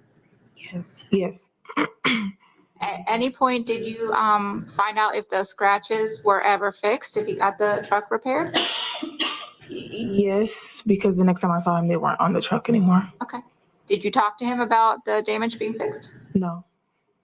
What about the mirror? Did you see the mirror still broken when you saw the truck the next time? No. Okay. I don't think so. But you don't know how it got fixed? No. After he told you the gun was stolen, did you ever see him carrying the gun after that? I don't remember. Did he always carry a gun when he was not working? Yes. Where would the gun be? Would he carry it on his person? Yes. Okay. And do you know how he carried it? Like which part of his body he carried it on? Probably like on his stomach, like in On his hip? Mm-hmm. Okay. But you can't remember after he told you it was stolen if he ever had it. Right. And he had multiple guns, so I don't know if, I just don't know. Okay. Did he tell you which one was stolen? No, not that I can remember.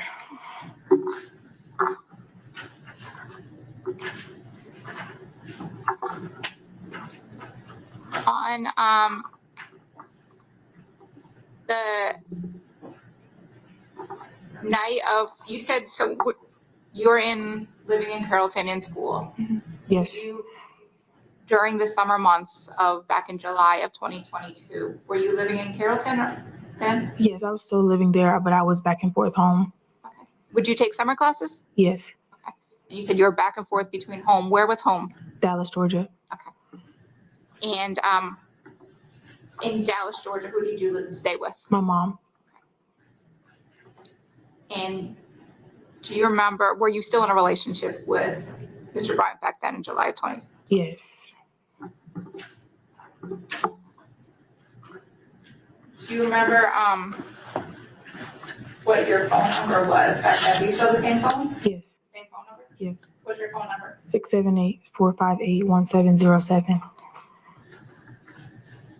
I'm going to show you some photographs that are marked states 41, 41.1, 41.2, and 41.3. If you could take a moment and look at these.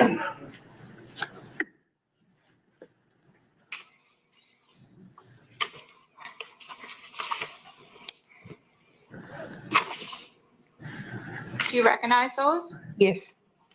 Are those, what are those photographs of? Messages from the night. What night? Which date? July 26th, 2022. Are those the messages from your phone? Yes. And are those who are those messages between you and who else? Miles. Sorry. And are those true and accurate photographs of messages from your cell phone? Yes. To Mr. Bryant? Yes. Offender states 41, 41.1, 41.2, and 41.3. No objection. Okay, State's Exhibit 41, 41.1, 41.2, 41.3 are admitted without objection. And do you remember that night? Not clearly. After seeing those messages, do you remember, I guess, where you were that night?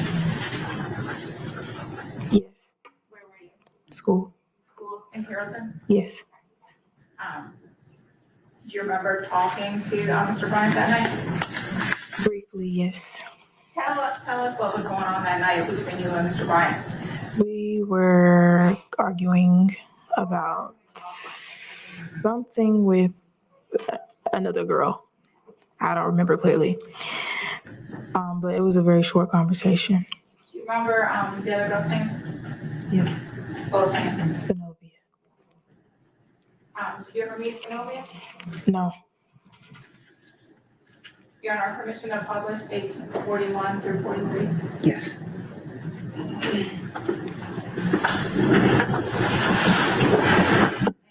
This is your phone? Yes.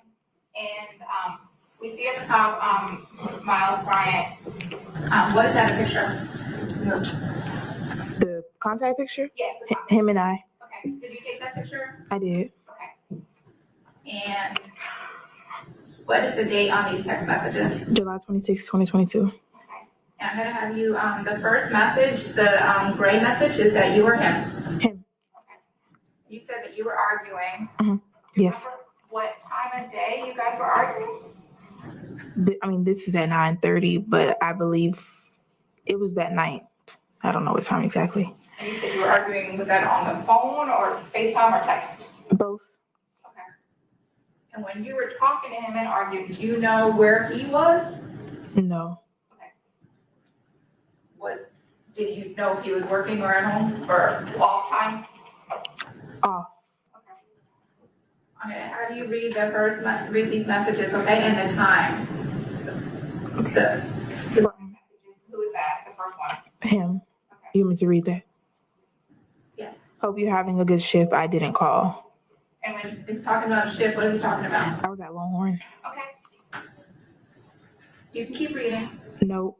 I say things I don't necessarily mean because I was still looking for a text or call, but I guess you're trying to show me how to live without you. And we see the time next to it. What is that time? 9:33. Okay. And did you know where he was then? No. Okay. You can keep going. No, that's not it. And it's okay. You meant it all from you losing respect from you to not wanting to hear from me.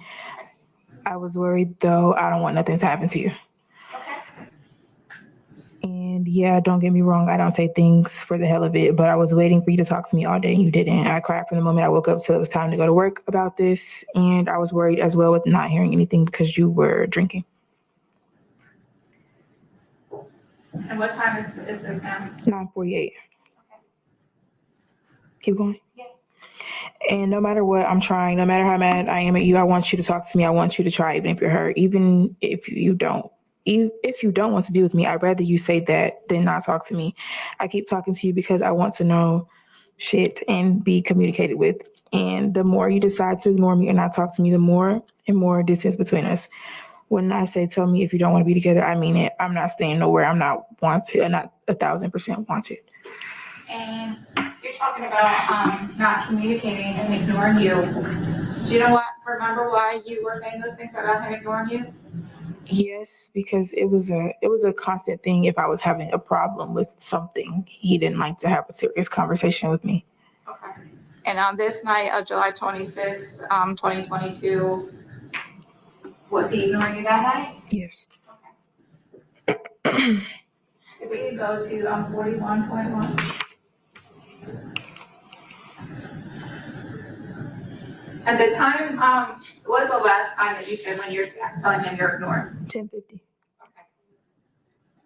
And we're gonna go, Your Honor, to 41.1.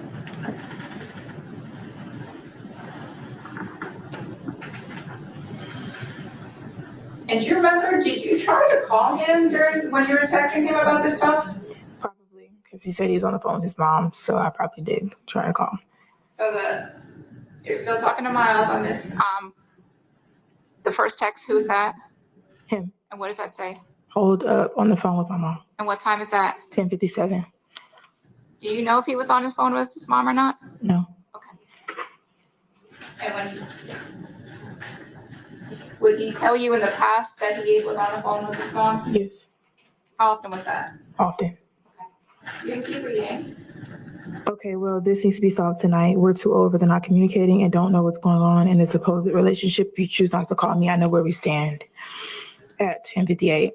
And you need to learn how to prioritize. You can and will talk to your mom all the time. Your mom is your mom and will always be your mom. I will not always be your girlfriend if I can't be a priority. When we're going through some shit, you always got to talk to your mom or be on the phone with your mom. Sometimes you can grow up and tell your mom, you'll call her back, because I always do that for you at 11 o'clock. And then I replied to my message and said tonight, 11:10. What were you saying tonight for? Oh, I said it needs to be solved tonight. Okay. And did he respond? No. No? Okay. And did you respond back? Yeah, I texted again. What time did you text next? 12:58. Okay. What'd you hang up for? Because this is irritating all the time. We can't have one conversation without you hanging up. Do you remember how long you spoke to him before you hung up? No.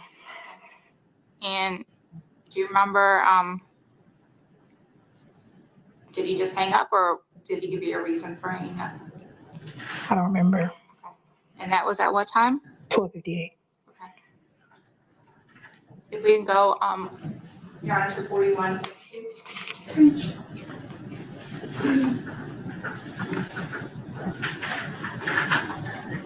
And what date is this? July 27, 2022. So is this the next early morning hours? Yes, 2:36 a.m. Okay. And what is his text? You here at 2:36. At 2:36, I said wrong person, perhaps. 2:37, he said no, I was butt texting. What do you mean butt texting? Do you know? I guess an accidental message. Okay. 2:37, I said, yeah, not the time for that. Did you know where he was when he said you here? No. Okay. And, well, he told me he was at home. I guess I can say that. He told you he was home? Yes. And when you were calling him, he was supposedly home? Yes. And he was not answering? Right. Not working. He said he was working on reports that night, something for work. Something for work? Yes. But he was off? Yes. Off of work? Right. Okay. You can read the next messages that he sent. 2:37, LOL, stop, damn, just throw me out there like that. 2:37, I said, but I'm gonna leave that alone. 2:37, I said, yeah, because it seems very much like you hang up on me, so I don't hear or see certain things. But again, I'm gonna leave that alone. At 2:38, and then 3:07, hey, what you doing? That's from him? Yes. Okay. 3:07, I said I was on TikTok. He said, oh. I said, yep. 3:40, he said these reports kicking my ass. Do you know what he was talking about there for these reports kicking my ass? Yes, the reports from work, whatever happened throughout the day when he was at work. So writing police reports?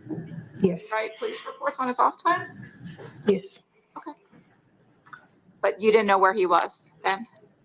He was at home, You from my thought he was- knowledge. From your knowledge, he was at home Right. at 3 in the morning? Right. Okay. And I said, hope you get them done in a reasonable time at 3:50. Okay. And we'll move on to the next one, 41.3.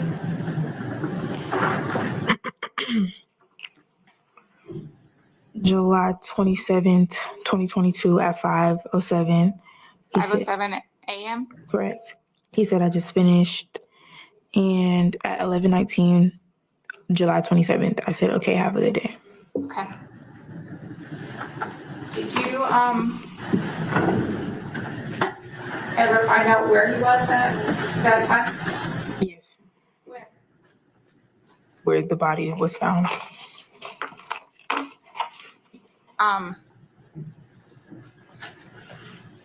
At some point, did you learn about Mr. Bryant being arrested? Yes. How did you learn about that?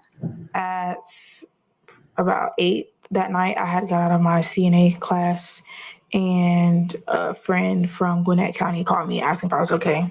And I was like, yeah, what's going on? And so she sent it to me. Did you speak to Mr. Bryant, in the Gwinnett County Jail? Yes, How often do you speak to Mr. Bryant in the Gwinnett County Jail? every day. When did you decide to end the relationship? In December of 2023. Why did you decide to end the relationship? We were distant. I started to think a little bit more about what was actually going on because I was distancing myself from the case matters because I didn't know what was going on.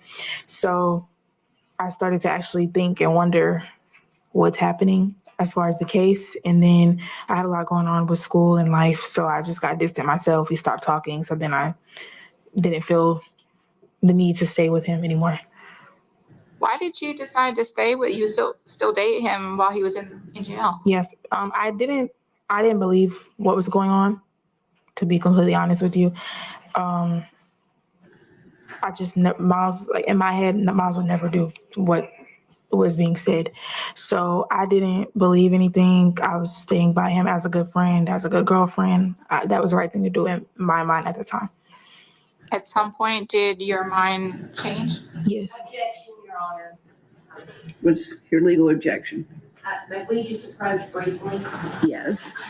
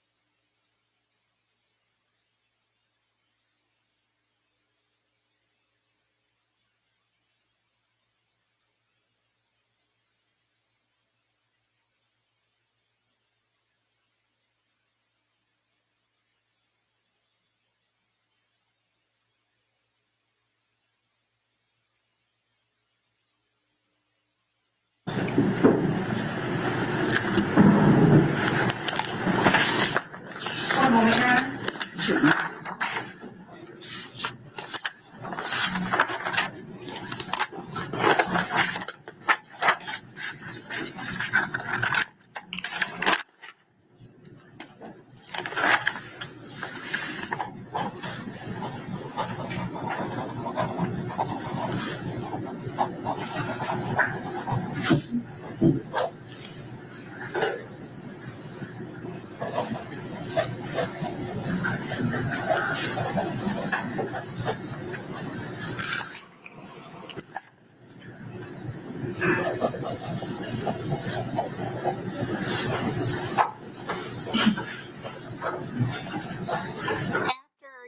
Broke up with Mr. Bryant in December of 2023, did you still talk to him sometimes? Yes. How often do you think you talked to him? Probably a total of 5 times since then. Okay. And at any point, did he ask you you're dating anyone else? Yes. What did you tell him? In the beginning, I said no. Well, it's still a no, actually. No.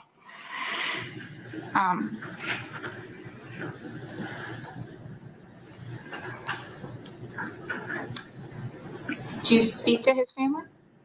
Not anymore. Yeah, that's all the questions I had. The defense may have some questions for you.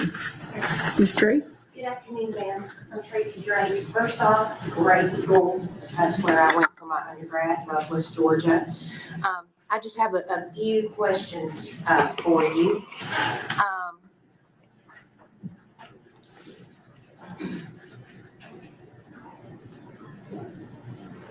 So you spoke to him every day from the time of his arrest until December of 2023? Yes, ma'am. And then a few miscellaneous times? Yes. And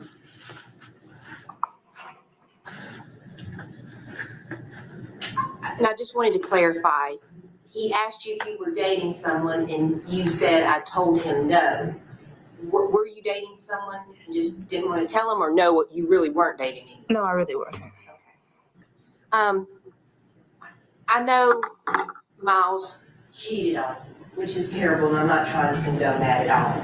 But if you take the cheating apart, did you love Miles? Yes. Today, how do you feel about it? I still have love for him. Okay. Thank you, ma'am. I appreciate you being here. Thank you. Certainly. Sarah, when you were talking about the cheating, did you share location on your cell phone with Mr. Bryant? Yes. Did he share location with you? Yes. Did that location always remain on? No. By you, did you always keep your location on? Yes. Did Mr. Bryant always keep his location on his phone? No. Thank you. No other questions. Thank you, ma'am. May we release this witness? She's subject to recall? No, I'd like her to remain subject to recall. Okay. Okay. Ma'am, you're excused for today, but you're still under subpoena if the state needs to call you again. Okay. I don't know if you may be under subpoena by both parties, but. Not this time. Okay. All right. Thank you. Is Ninja? No. Okay. So no more witnesses. Okay. All right. All right. You were. Ladies and gentlemen, we are going to adjourn for the day. I'm going to ask that you be here at 8:45 tomorrow, and we are going to stay after you leave to make sure there's nothing that would impair us from getting started at 9 sharp. Okay? Thank you. Hold on a second. Let me just, for the record, you can't look up this case. You can't talk about this case even with each other. You can't Google this case. You can't post on social media, your social media. You can't look up Mr. Bryant's social media or any incident address. That's just for the record. I just want to let you just say that again before you leave. Thank you.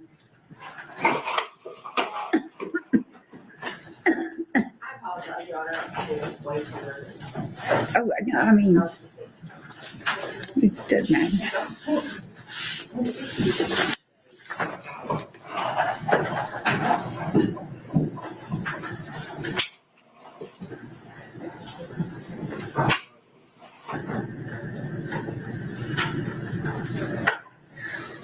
Any matters for the state before I go over bench conferences with Mr. Bryant?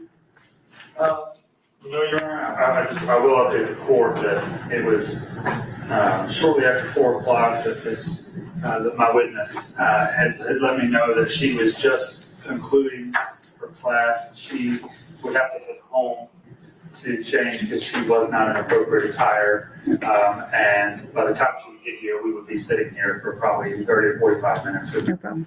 So. No problem. I appreciate your attempt. No problem. Any matters for the defense? No, ma'am. Thank you. Okay. I believe we only had 2 bench conferences today. One was about scheduling witnesses that the state wanted to tell me that they might be finishing before 5. And the second one was when this last witness, Miss Smyer was on the stand, and Miss Matucci asked her at some point, did you change your mind about being in a relationship with Mr. Bryant, something to that effect?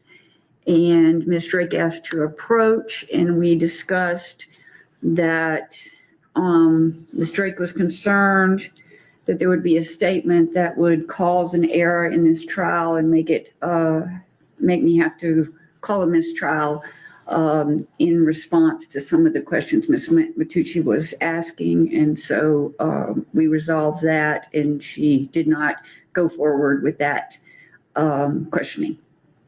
Am I right, Ms. Drake? Yes, ma'am. Okay, am I right, Mr. Delphont? It's not our question. Okay. All right, we'll see you at 8:45. Yes, ma'am. Thank you.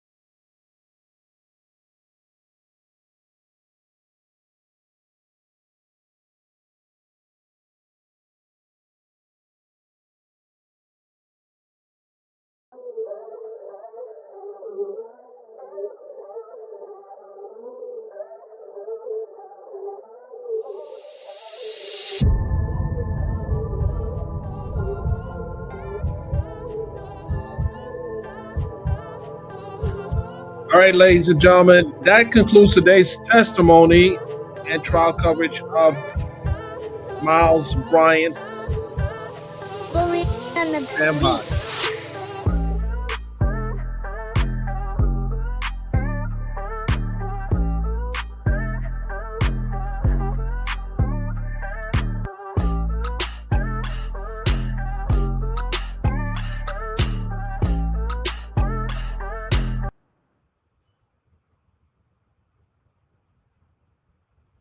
All right, guys. So, what do you think? What do you think? Do you think this witness was necessary? Do you believe that she was able to establish that his alibi that he provided to the detectives, this 3.5 hour interview, is going to be significant? What we have seen is there was communication the night Susana disappeared. And he has to explain where was he during that point in time. And someone made a good observation. The scratches on the exterior of his vehicle could have been a result of him bringing his car into that wooded area, because we know based on the evidence that she was not killed on that roadway. How did he convince her to get into his truck? I don't know. Did he offer her a ride and go the other direction? We don't know yet.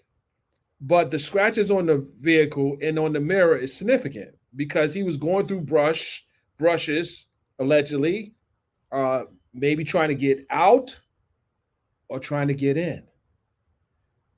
But his gun was left on the scene. And then many will ask, where's the clothes at? Where were the clothes that she was wearing? Well, he probably took them with him. He cleaned up the crime scene. There was no evidence to be able to identify other than the dental records that was testified to. So this is going to be interesting with the next witness. The next witness is probably the other young lady, and I'll have that information within 30 minutes. Who's the other witness? So just give me about 30 minutes and we'll figure this out. Who's going to be the other witness tomorrow? Exactly, Funkin' Pops. The DNA would likely have been on the clothes. And he's a cop. He knows how to investigate crime scenes. He's done 6 months in the police academy. Notice how each one of the officers was asked about the training that they have, because they had the training and he had the training. They went through 6 months of the academy and there were a lot of things taught. They had to be post-certified. Being post-certified in the state of Georgia requires you to have a certain amount of hours in. Well, he had a certain amount of hours in. He also was a National Guard. So there is a lot of experience that he has as well as those other cops have. And it was very interesting that he told the cop, the officer who came to investigate the stolen gun or to take the report on the stolen gun, to not alert the detective. That's not something most people would do, and especially someone that is in law enforcement. He just wanted the gun to be registered on GCIC or NCIC. They didn't know what that meant, but GCIC would be similar to NCIC, and that's the National Crime Information Computer. So it would be Georgia GC would be Georgia Crime Information Computer, which is a national computer database, and it's a local computer database that is used to track stolen items and so forth, and as well as warrants, etc.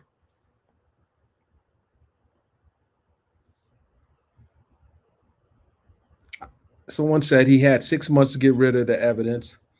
Yeah, but do you think he would have went back to that crime scene? Someone probably is wondering, why didn't he go back to the crime scene and try to retrieve his gun? He knew last time he had his gun. Why did he not go back to that crime scene? Well, he wasn't going to go in the daytime because someone would have seen him in the daytime, and he wasn't going to go at nighttime because he wasn't able to find the gun in nighttime anyway. So he probably assumed the gun would never be discovered, like her remains would never be discovered. Miscalculation. Right, too risky to go back to the crime scene, but it was also too risky to leave your gun there. That, ladies and gentlemen, was the single piece of evidence. No one would have really looked at a cop unless the gun was there. No one suspected this guy was preying on individuals in the neighborhood. This is a very, very scary situation for someone that literally was a courtesy officer. Courtesy. Just think about the word courtesy. Where was the courtesy? Where did he show the courtesy in dealing with Susana?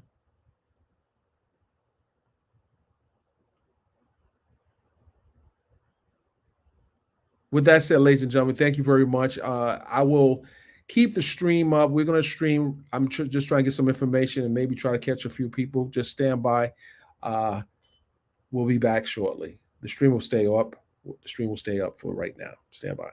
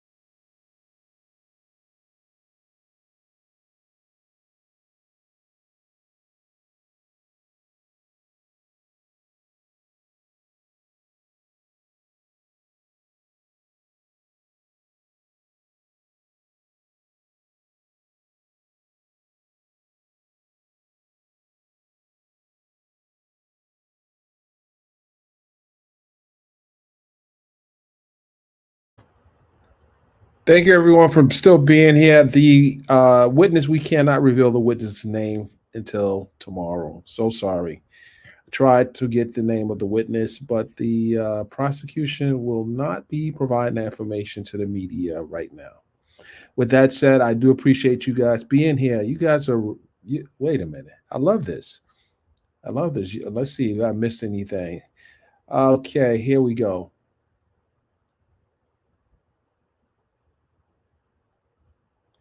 Okay, hold on. Hold on, guys.